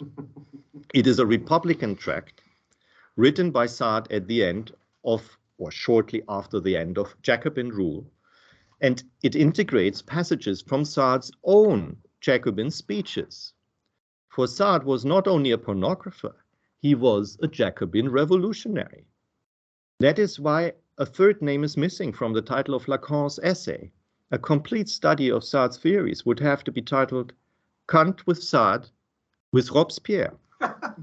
For the author of Philosophy in the Boudoir is a convinced revolutionary who has discarded his title of nobility, who did not want to be the divine marquis, as the surrealists will later call him, but simply Louis Sade, as he calls himself, or Citizen Sade. Imprisoned as he was in the Bastille at the beginning of the French Revolution, Sade even fantasized later that he had incited the people to storm the Bastille from his window, as if the French Revolution had started from him. There is no doubt that Sade, who was later freed as a judicial victim of the Ancien regime, identified in many ways with the most radical positions of the revolution. Sade became a member of one of the most radical sections of Paris, the Section des Piques, of which Robespierre himself was also a member, and he was appointed its secretary in 1792 and its president in 1793. On behalf of this and other sections, he presented a strictly anti-religious petition to the National Convention in the presence of Robespierre in 1793, which must have gone against the grain of Robespierre, who rejected all kinds of atheism. A week later, Robespierre made a speech in favor of religious freedom and declared all those to be counter-revolutionaries who, in his eyes, indulged in anti-religious fanaticism. The earlier anti-religious policy of the Jacobins is replaced by Robespierre with an official theism that should lead to the cult of the supreme being. Nothing could be further from Sartre's mind, the atheist enemy of all religion. Sartre stands in tradition of the libertarian wing of radical enlightenment. This tradition, it is highly interesting to note in passing, or at least it's interesting for intellectual historians. This tradition proves absolutely indigestible to a liberal rationalist historian of radical enlightenment like Jonathan Israel, who is arguably the most famous, well-known historian of radical enlightenment. In his mammoth work on the history of radical enlightenment, the 4 volumes Radical Enlightenment, Enlightenment Contested, Democratic Enlightenment, and The Enlightenment That Failed, which together cover the period from 1650 to 1830 and comprise almost 4,000 pages, the name Saad is not mentioned once. To this can be added the 870 pages of Israel's history of the French Revolution, entitled Revolutionary Ideas, where one would expect it at the latest, but again, not a single mention of Saad. Because Israel associates radical enlightenment with rationalism, not with political voluntarism in the wake of Rousseau, he regards the Girondists as heirs and representatives of radical enlightenment within the French Revolution, but certainly not the Jacobins, and certainly not an outcast libertarian like Saad. Much should be said about this pamphlet of Frenchmen, just another effort if you want to be Republicans. For reason of time, I will be brief. The overthrow of thought that Lefort speaks of consists above all in Saad's consistent attack on all the moral laws that have hitherto prevailed, as guaranteed above all by religions. Saad argues that in a well-ordered republic, religion, which in his eyes always supports tyranny, must be exposed to ridicule through mockery. And of course, all religious offenses such as impiety, sacrilege, blasphemy, atheism, and so on must remain unsanctioned. In the critique of moralism that follows, Saad presents us with his own re-evaluation of values, defending slander, theft, moral crimes, and, in ever further escalation, finally murder, and paying tribute to their allegedly socially productive sides. Thus, in a fraternally organized republic, there is no reason at all for slander, which is why slander and defamation do not need to be legally sanctioned. With his defense of theft, Saad writes a direct attack against the bourgeois property relations. It is unjust to sanction or sanctify property by laws, since the desire to steal was aroused in the first place by the protection and defense of property. In any case, for the thief, the only purpose of theft would be, and I give you a slightly longer quote, also because I know that Mark is interested in the question of property and the improper. So for the thief, the only purpose of theft would be to appropriate some of the undeserved wealth and abundance of his fellow men. So in the Republican state, whose main principle is the complete equality of all men, the arbitrary appropriation of some good or money from a fellow man, wallowing in abundance, is by no means to be called a crime or to be punished as such. If the rich man does not want to share his money and his possessions in the social state with his poor comrade, fellow brother, and fellow citizen, he must put up with having it taken away from him against his will. Only in this way can perfect equality be guaranteed and achieved in a republican state. A plea, then, for redistribution by force. Saad then turns to moral crimes, such as prostitution, adultery, incest, rape, and what used to be called sodomy at the time. This is the Saad as we know him. So I would just like to mention that a correlate of this rehabilitation of moral crimes is that the family, the nucleus of conservative traditional values, is to be smashed with it. He's very explicit on that one of his main targets is, in fact, the family. In a state of generalized free love, the individual citizens, as libertines, are freed from the burden of descent and family ties, whereby, of course, incest is no longer a problem. And what was then called sodomy, which was threatened with a death sentence in the Ancien regime, is now to be understood as an expression of republican fraternity.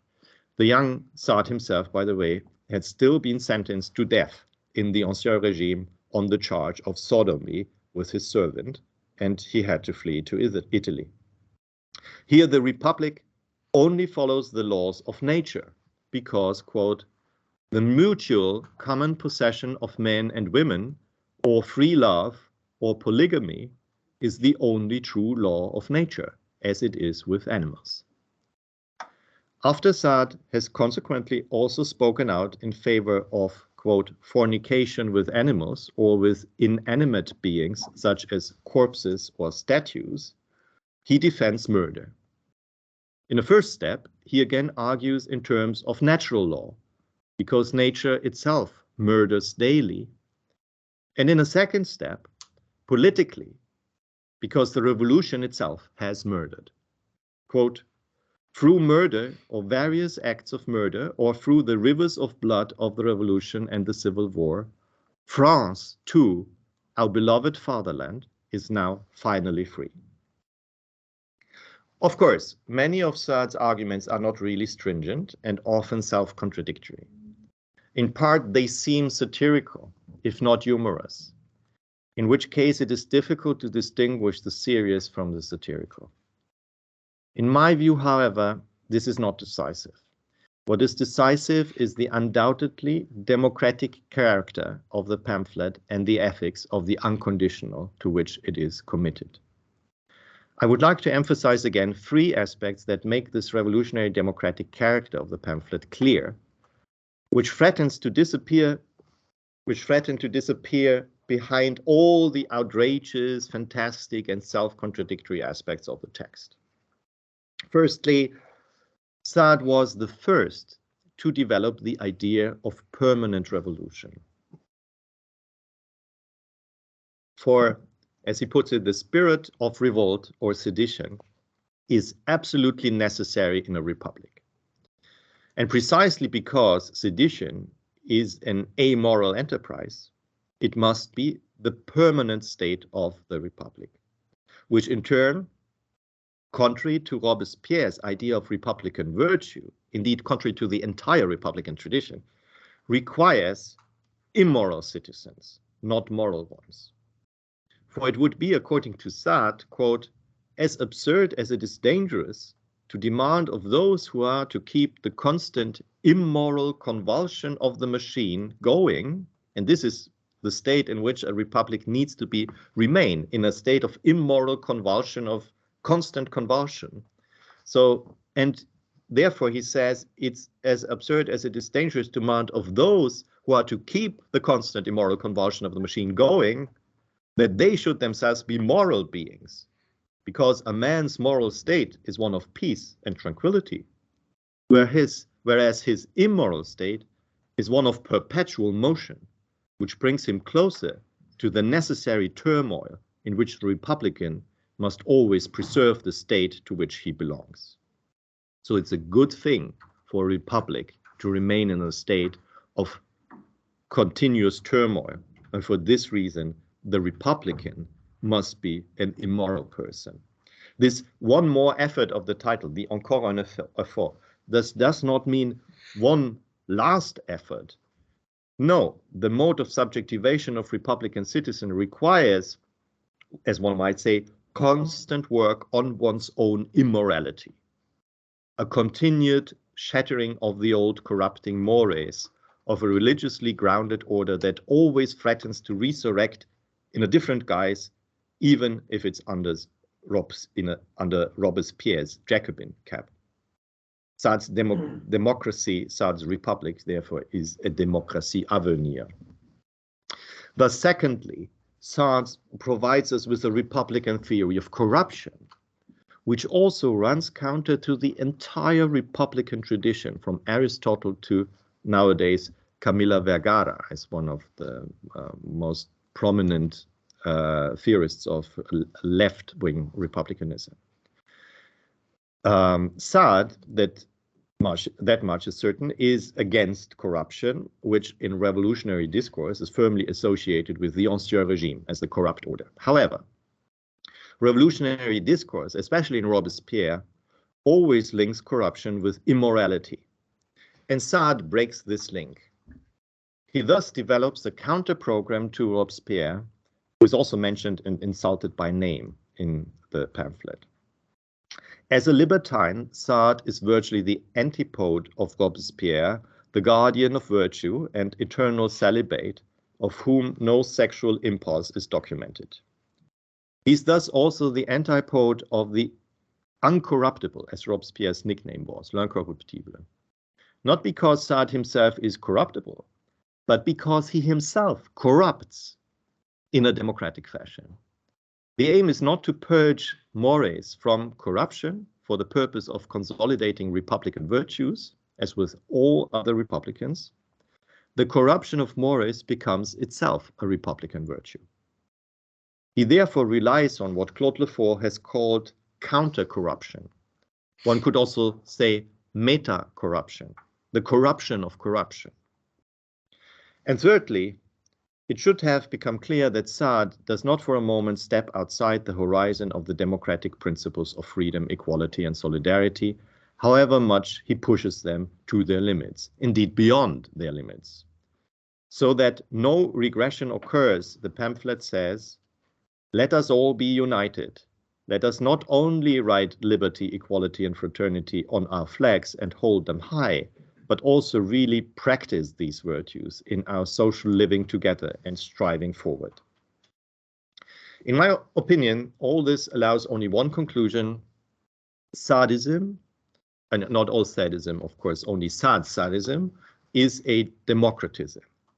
It feeds on the libertarian tradition of radical enlightenment and at the same time intensifies the democratic principles of freedom, equality, and fraternity to such an unheard of extent that they push into the obscene, into a world beyond the publicly sayable and visible, spatially into the boudoir, and in terms of textual genres, into literature. So the pamphlet is only imaginable as a literary one, not as a political one, even though it is deeply political. Radical democratic theorists like Lefort, Laclau and Mouffe or Balibar assume that in the course of the democratic revolution, the catchment area of the democratic horizon expands, that democratization is about expansion of democracy.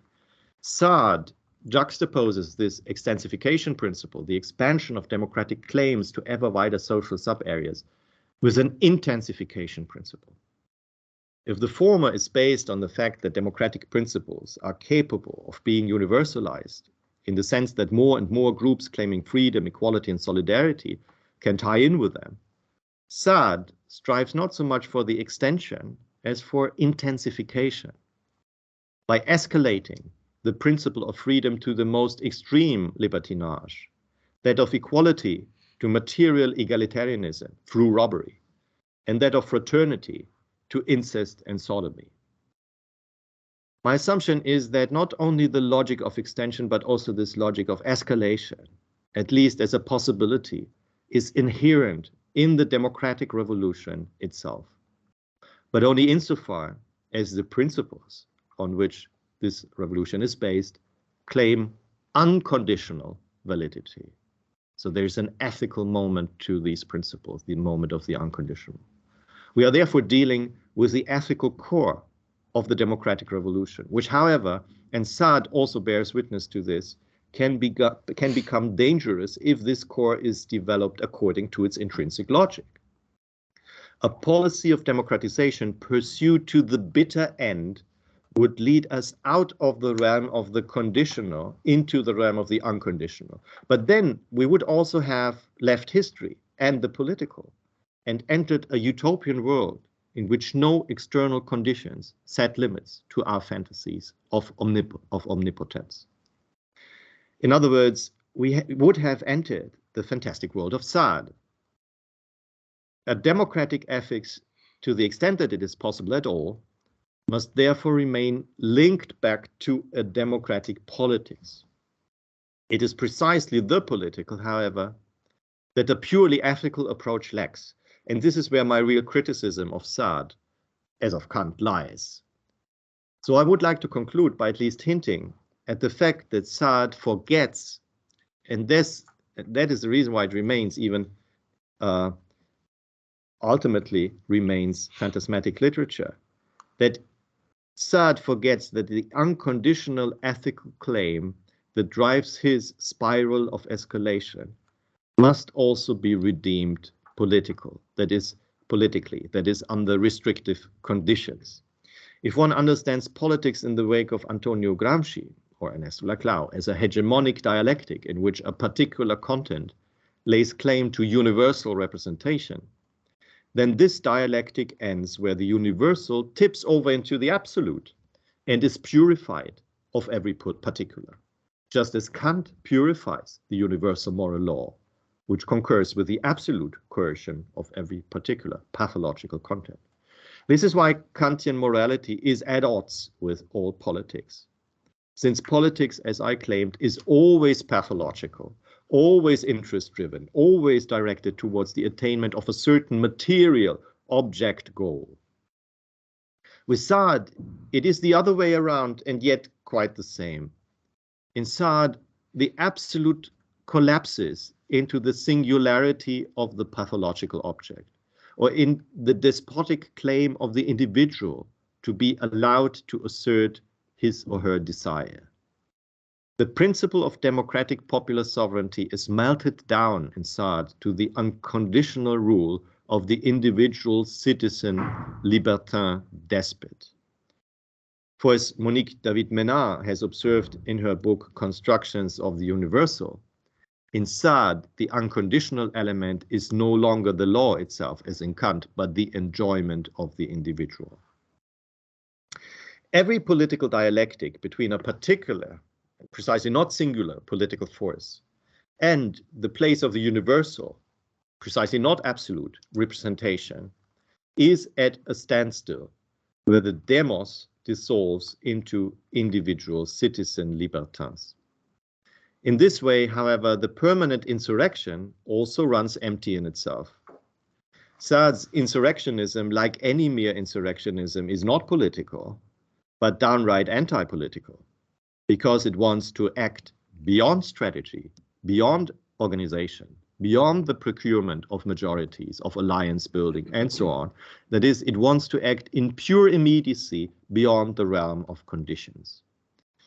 Thus, if the democratic revolution possesses a political meaning and purpose, namely the political universalization of free, equal, and solidary relations, Saad's ultimate purpose is to enable singular perversions. Just as with Marx, democracy is not an end in itself for Saad's pathological utopia, but merely a means to an end, while for a democratic position in the field of the political, democracy, I would claim, is an end in itself. And yet, if one takes the ethical core of the democratic revolution seriously, that is, the unconditional claim to extend and deepen democratic principles, then there is no democracy that does not have a hidden Saadian side. No one has ever taken the unconditional claim of democracy more seriously than Saad, however unserious Saad may sometimes seem. But perhaps ethics is something deeply unserious, or it's even something deeply comical anyway. If my argument is correct, then an ethics of the unconditional, as I have tried to present it, is a necessary precondition for the democratization of democracy. Only principles of freedom, equality, solidarity, and popular sovereignty endowed with unconditional validity give us a normative starting point from which all undemocratic values can be democratically re-evaluated. In this sense, radical Democrats are Saadians. But while radical democracy in this precise ethical sense may be sadistic, in a political sense it is not. For in politics, contrary to theological, ethical, or literary imagination, you can never escape the realm of the conditioned, which brings me back to the political. So maybe we can start the discussion from here. That's brilliant. Thank you very much. That's great. Thank you, Oliver. And what I'm going to do is, first of all, start with people online. So if you'd like to ask questions online, because I think it's better if we start that way. I'm also going to privilege those who have not previously spoken through the course of the day. So if you have already spoken, you put your hand up, please forgive me if I ignore you for a short period of time until other colleagues have had the chance to speak. We have, to begin with, we have Claire, and let me just see who else there is. Sorry, I'm trying to navigate on two computers. Claire, and is it Serafin? But Claire, let's begin with you. Mark, are you able to turn your computer a little bit? Because I can't see Oliver and it feels a bit weird addressing him and not being able to see him. He's on the screen, Claire. I'm not sure if, I think everybody else can see him. Can others see Oliver? No? Oh dear, okay. Let me, you'll have to tell me when, okay? Because I'm going to move the huge computer. Maybe you just move around your own computer. I don't think it'll work, Oliver. No? Can you see? That's fine. Oh, okay, so it's on my computer. Good, okay, there we go. Apologies. Thank you ever so much, Oliver, and it's really nice to see you. I'm so sorry I'm not in Brighton today. It's part of the chaos that's been going on, like a mixture of chaos in my life and now chaos at the University of Brighton that has conspired to keep me away. But I'm really sorry not to see you, and I hope you're having a nice time and enjoyed the coronation. So it's really nice to be listening to your talk, and it's a relief actually in some ways, because I wasn't sure if what I was going to say today would fit in with the rest of the talks, because so much of them are more focused on literature, or the theme is literature. And hopefully now I'm seeing some nice, uncanny in some ways, resonances with what I want to say. And I think that's really, like, I'm hoping that will be useful this afternoon. But I found it really problematic that you were using SARD. So I wanted to ask you about your use of SARD, because I liked what you were saying about politics and the political, but the use of SARD to me seemed unnecessary, although interesting. And I wanted to ask you, do you need SARD to make the argument you're making? Because I agree with what you're saying about ethics and about politics and about the political realm. I have a problem with you using SARD. I have a problem with people repeatedly using SARD. I feel like SARD is the Harvey Weinstein of the political world at the moment, that everyone appreciates his great genius and therefore overlooks the fact that he was a paedophile, a rapist, etc., etc. And I know this is like really boring. It's really not cool to talk about, but I think we do need to talk about these things. And I think it's a really relevant question today, if we open it up and make it wider, to think about when we're talking about politics of literature and the arts in general. There is always a difficult question, and I don't think this is an ethical question necessarily. I think it often gets shunted off into ethics and morality and made a kind of prim and proper question of what art are we talking about and what text do we use and what do we draw on. And I don't think it is an ethical question or just an ethical question. I think it's a political question, because I think in using certain texts instead of other certain texts and mentioning them rather than others, there is a certain opening up space for certain dialogues or discourses that we may or may not want to be talking about. And so I wanted to ask, not in an ethical vein, but in a political vein, do you need SARD, and how do you defend using SARD in this way when we have, particularly today, so many other texts and so many other writers who do make arguments that enable us to think about different sexual relations and the kind of libertarian relation we want to. Secondly, then, if we open this up in a slightly different direction and think about what you then say about democracy and your critique of SARD, where you say, well, actually, you know, SARD potentially takes us to this kind of pathological place, then we actually do need to think a little bit more about how democracy operates in practice, and not to worry too much about taking us to a kind of, if you like, slippery slope of too much excess, too much libertarianism, this kind of despotism of abuse, if you like, or just individuals enjoying themselves at the ignorance of everyone else. I wonder if, in a really simple way, we could see a similar argument in Lefort, right, when he argues that too much democracy takes us towards totalitarianism. And I actually would caution against either of these arguments, because I actually think they've got democracy wrong in this case. I don't think democracy is a slippery slope.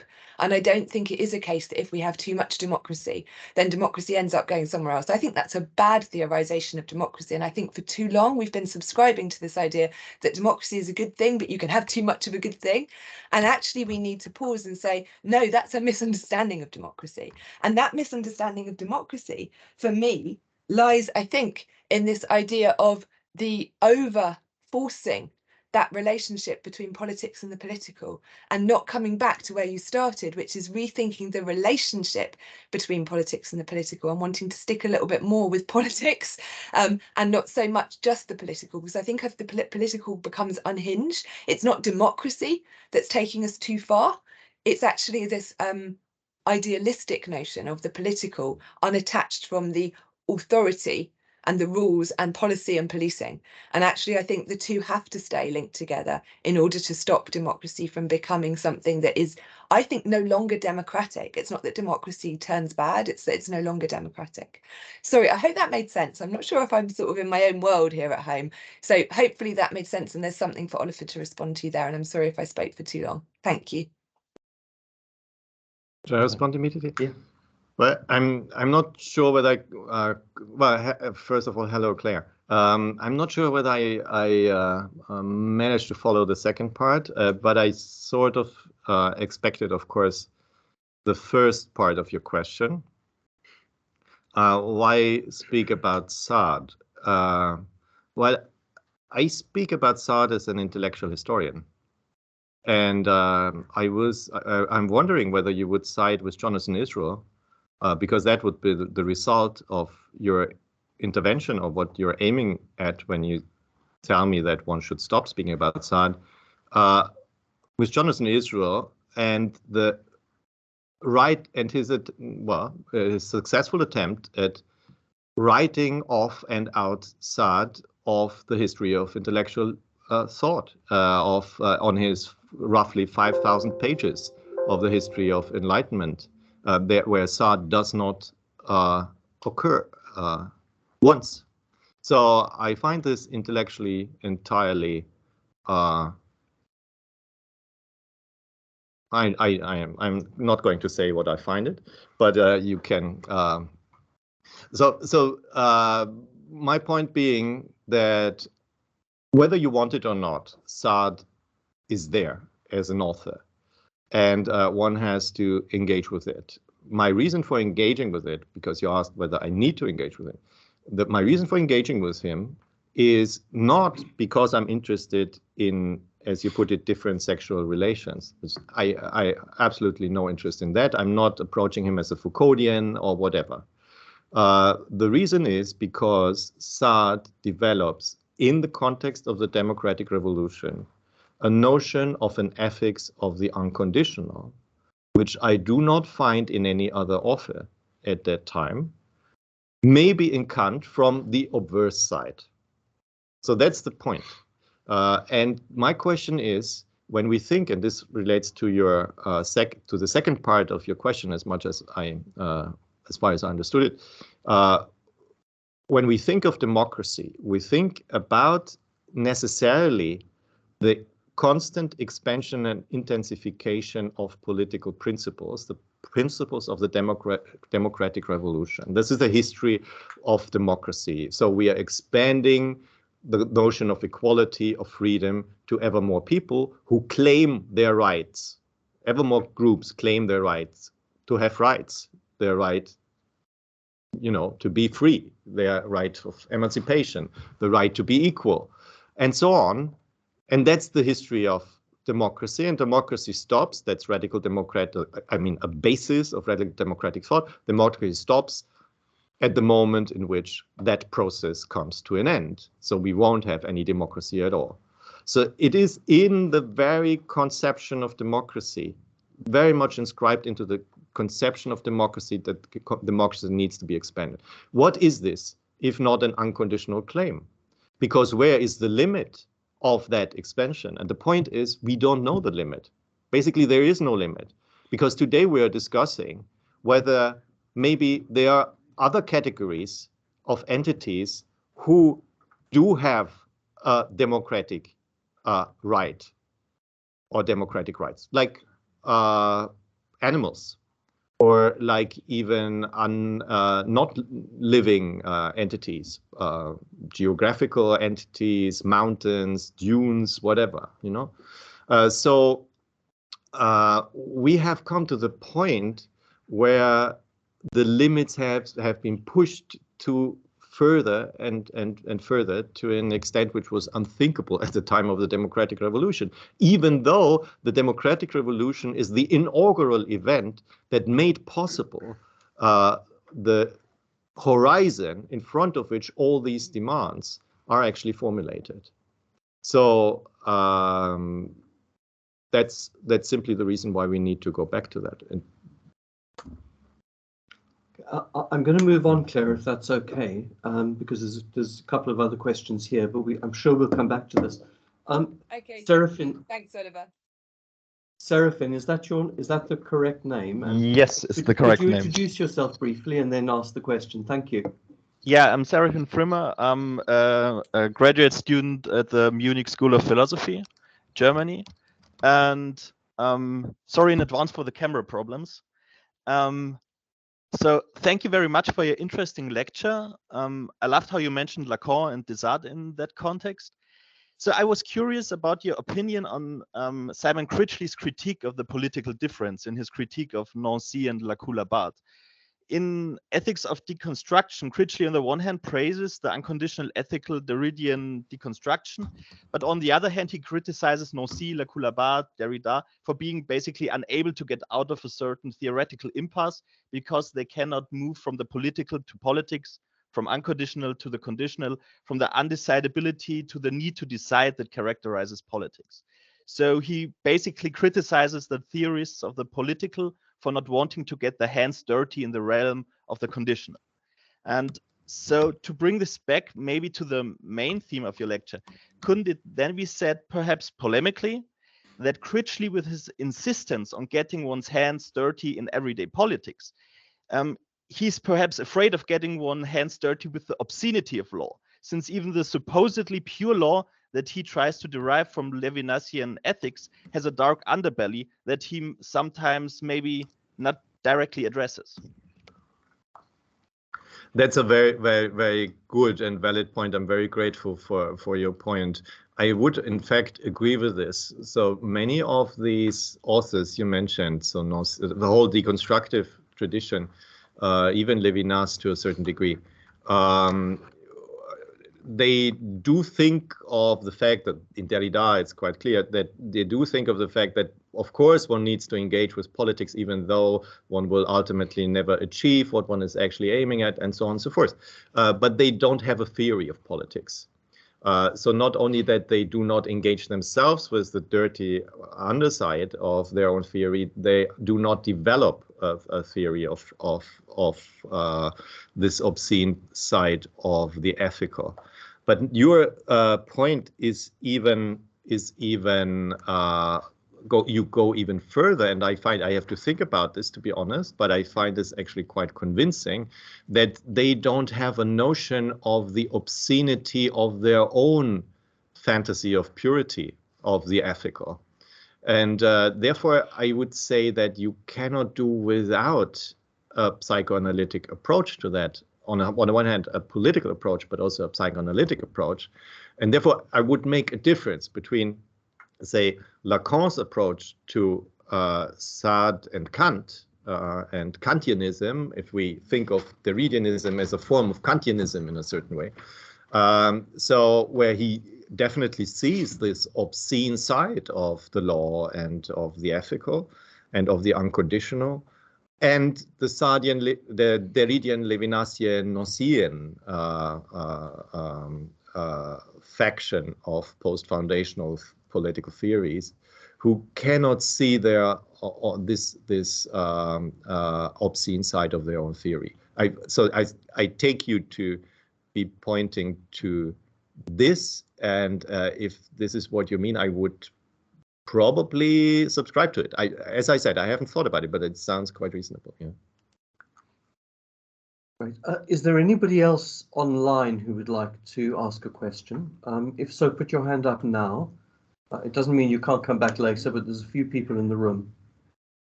No, okay. So, Chris. Thank you. Thanks very much for your... Chris, you're going to have to speak really loud. Okay. Do you want me to just come a bit closer? Come closer, yeah. Come closer. Okay. Sorry. Thank you for your paper. I've got a two-part question, but the parts are related and I'll try and be as quick as possible. So firstly, the question of the political. As you said, this has a kind of ontological sound to it. So I wonder why we continue with this terminology when the, that grammatical form seems to me is precisely what hides the contingency of foundations. So whenever we use this, we have to then follow up with all kinds of, explanations like, oh, we don't mean it to sound ontological, etc. So why do we continue doing that? And it's the same with like the ethical, etc., anything like this. And it just seems to me that the constant use, and sometimes we give them kind of almost mystical characteristics, describing the political as rare, for example, that sort of thing, just adds to the essentializing sense of what we're trying to, of something which we're trying to kind of escape from, if you see what I mean. And so connected to this, your interpretation of philosophy in the boudoir, very, very interesting. But it seems to me that, my interpretation is slightly different. In that pamphlet, my reading is that Saad is actually trashing all laws. He's kind of, it's such a kind of far-reaching parody of anything normative that it seems to me a strong indictment of the principles of the revolution, rather than a kind of addition to the declaration. It's making a mockery of any conception of a political declaration. And this is, I read this as kind of emphasizing the contingency of foundations. That's why the title of the pamphlet is funny. One more effort, Frenchmen, well, Sicilian translated as try slightly harder, Frenchmen, if you want to be Republicans. That suggests that there is a firm foundation which has just been established by the declaration. All you need to do is make one slightly, stronger commitment to it, and then we will have freedom. That's exactly what he's mocking. He's trying to reject the idea of any universal law or normative law. So it seems to me a bit strange to attribute that text to, or attribute a sense of the political to this text, which is trying to, as far as I can tell, destroy any concept of political. I hope that made sense. Yeah, well, of course, it does make sense. I mean, it's two questions. Let me tackle the first one with a very short answer. Why stick to the ontological, the notion of the ontological or even the ethical? But in the case of the ontological, I think that we do need a notion of society, of the social relations in general, if we want to criticize it. That would be an idea I would share with Adorno, with a certain tradition of Marxism, of the Frankfurt School, but also with certain post-foundational theories of the political. So we need to have a sense of the totality of social relations in order to criticize it. Of course, we can give up on that, but this comes at a price, because then we become pure empiricists, if you wish, right? We can only look at this thing and its particularity as it lies here. I cannot relate it to the whole, let's say, relations of production. I cannot relate it to the whole relations of power in which it is a part of. So when thinking about the notion of society, from a theories of the political, we need to think about the political institution of social relations. When thinking about the political institution of social relations, we need to develop a conception of the political which is general enough to explain why society is instituted through power relations, through forms of exclusion, through hierarchies, through initial moments of decision in which alternative paths of social development, historic development, were blocked, for instance, right? And others were enabled. And it makes sense to have a term that allows us to think about this general condition of our social affairs. And there is a particular history of left Hegelianism, of Marxism, and so on, where one of these terms would be, for instance, antagonism as one general term. You could, if you are Foucault, you may take the term power in the genealogical phase, whatever. But it makes sense to have a term for that, you know. But when you use such a term, you're actually making an ontological claim, because ontology historically is the science of being in general, the science of being qua being, and you're making a claim about the being of the social world as such. You're not making a claim about just a particular institution, a particular organization, a particular form of identity. You're making a claim about the way in which institutions, organizations, and so on are constructed, instituted. And therefore, you're making, whether you want it or not, a claim which is traditionally called ontological. So even the most empiricist and positivist and behaviorist and mainstream quantitative social sciences do have an ontology, right? For instance, an individualist ontology, an empiricist ontology, and so on. They just don't know about it because they have a particular idea in their mind about what society is, an idea about the social as such, the nature of social being as such. And my claim is simply that we should make it explicit what our idea is, right? So I think an ontology of the political is something you can develop, but without all the baggage of the past of foundationalist ontologies. I totally agree with that. It should, of course, not be a foundationalist ontology. Which leads me to the second point, your diverging interpretation of the pamphlet. Of course, it's totally correct. That's one way of reading it, and it might even be the correct way of reading it. I don't think there is a correct way of reading it, by the way, but let's assume it is the correct way of reading it. Then my response to it would be, again, a psychoanalytically informed response.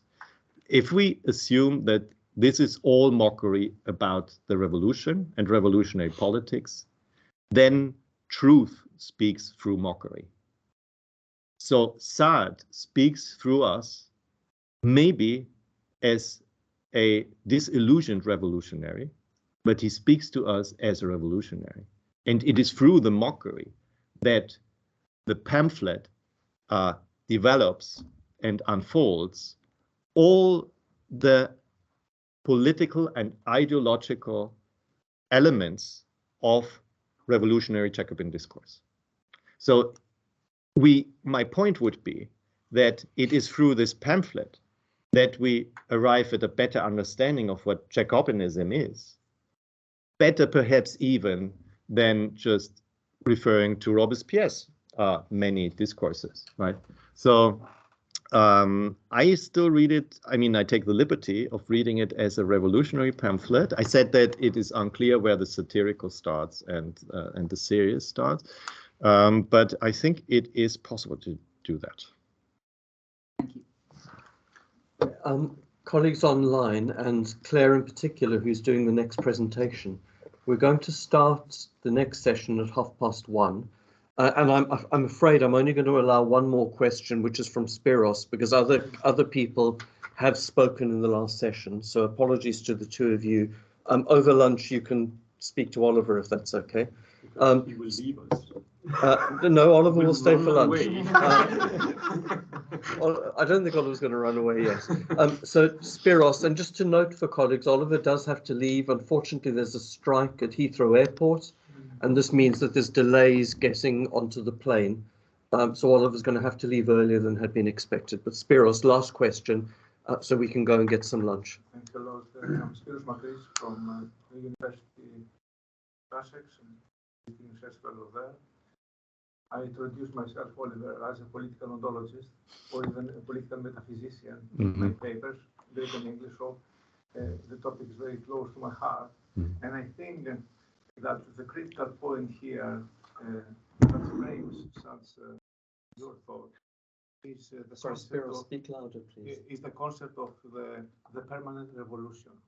So you, in a sense, you pose the question of foundation, which is very critical in political ontology, okay?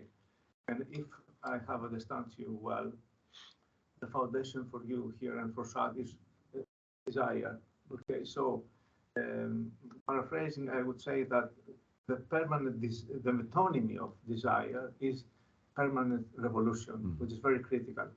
My question concerns the idea of a democratic permanent revolution or democratic revolution.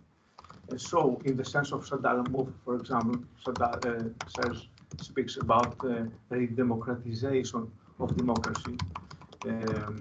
It reminds me at the same time the democratic imaginary comes from Castoriadis, okay, or the concept of magma.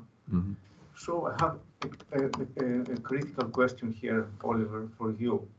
This kind of deepening of democracy, which is the democratic permanent revolution, concerns even the overthrow of democracy herself.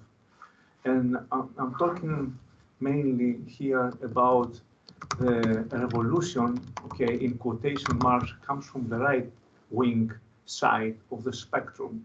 The most of the times, the right-wing populism, okay, brings to the fore a kind of a right-wing revolution, okay, of democracy, but in order to overthrow democracy and not deepening it. So, in what sense, okay, we can see this phenomenon of permanent revolution? It concerns democracy, or it is above democracy, okay, behind and beyond democracy. This is my question, and I hope it makes sense. Thanks a lot. Yes. Well, thank you so much. It totally makes sense to me. I would reply in the following way. Because what you're addressing basically is a normative deficit. So how can we tell an undemocratic form of pushing democracy further from a democratic one? And I think, of course, I mean, the goal of overcoming democracy is not in itself democratic, but I think we do have recourse to a number of normative principles which allow us to distinguish between an undemocratic form of pushing the, you know, a nativist idea of the people to a point where democracy would be abolished. And these principles are the principles of the democratic horizon, which is freedom, equality, solidarity, under the roof of popular sovereignty. And then the question is, who are the people? And you can have a particularist understanding of the people. The people is only a particular group. This nativist, in most cases, understanding of the people. Or you can have a democratic understanding of the people, where I would say, because of this intrinsic principle of extension and expansion of the democratic horizon, which is intrinsic to the democratic revolution, a democratic notion of the people is one in which, at the end of the day, everybody belongs to it.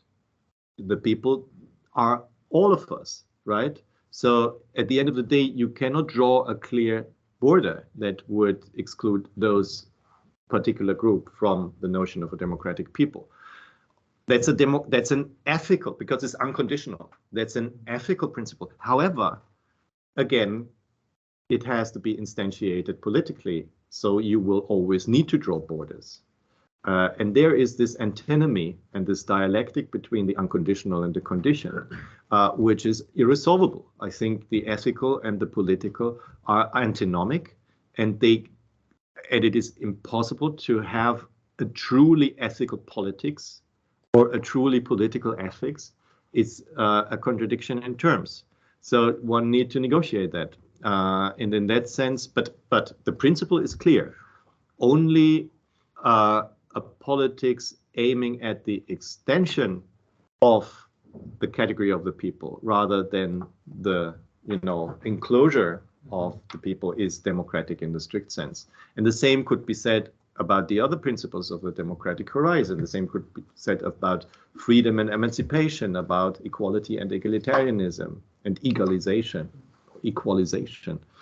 and about the notion of solidarity. So if you have an exclusivist or if you have an extensive idea, I don't know whether this is an answer or whether it's helpful in any way. Yes, let me add something. Sorry, I am really sorry, Spiros, but we're going to run out of time to have something to eat. And Claire has got other obligations, which means that she needs to speak at the very latest at 1:30. So my apologies for cutting us short. Can we thank both Oliver and Vedrana from earlier on for a really fantastic thought-provoking presentation.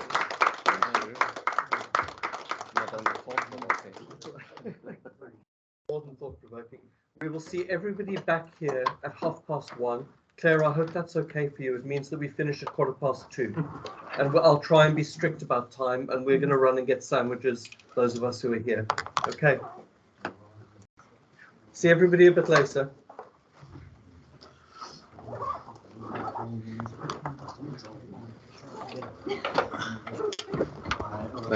You're about to head off. Yeah. Do I understand that we're still going to finish the recording? Probably impossible to answer. I don't know how much time you have. I just wanted, in relation to what you were saying, where would you situate? How would you situate the Jews ethics? Yes, it is an ethics in the strict sense because it's an ethics of the unconditional, definitely. Yeah. I was just kind of thinking like, I can manage that for 3. Your talk was great. I was just thinking like, since like there are, it's almost a purely unconditional ethics. So there are limits, like he has his limits, like the not going to the extremes of totality and not, or maybe there are parts of the method like not confusing simulacra with and so on. So like I'm speaking from the perspective that like as well, like because I don't I believe that what we have today is a very limited form of representational government, not democracy, like in Sartre's unlimited sense at all.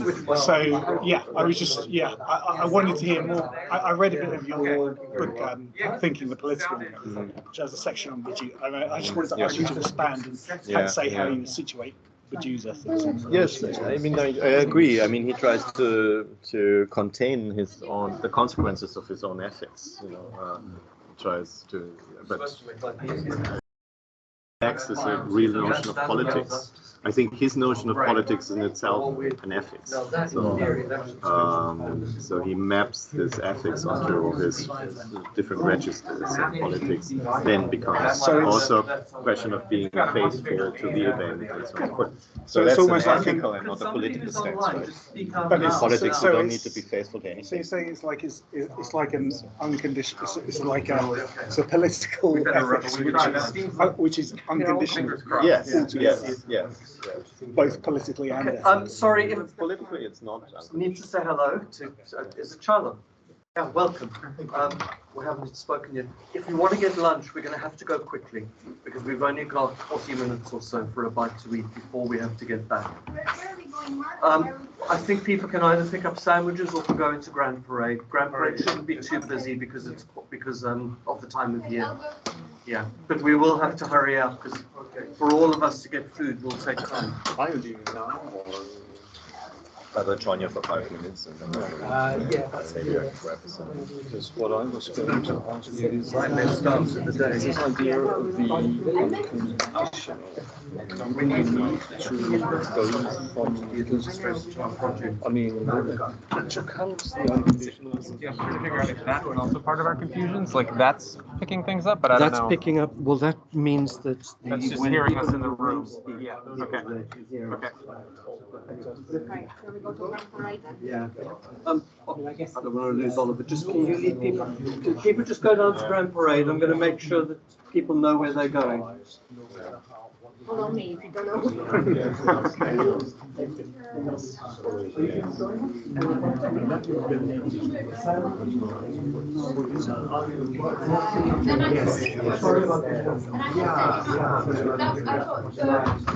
Yes, yes. And then I came, but then you know. Yes, yes. And I guess it is.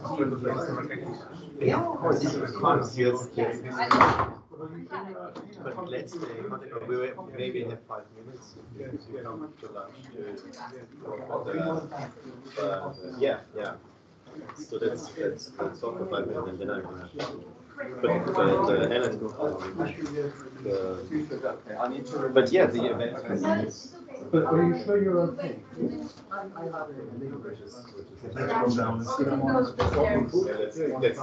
Yeah, have you hurt yourself?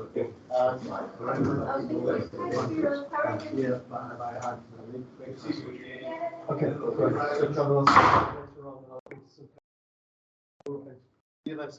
Thank you. So there's a new Heathrow strike today? Yeah. So we just got lucky that it wasn't yesterday. Security staff are on strike. That's all the way down at the bottom.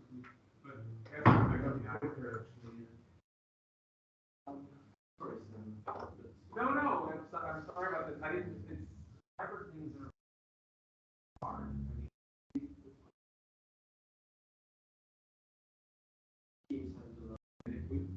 Either they didn't do it.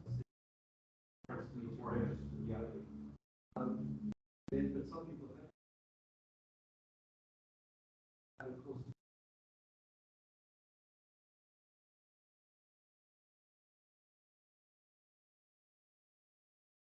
Well, no, I mean, this is when you need support, right? Someone, this can't be your job. Someone, you're the technology.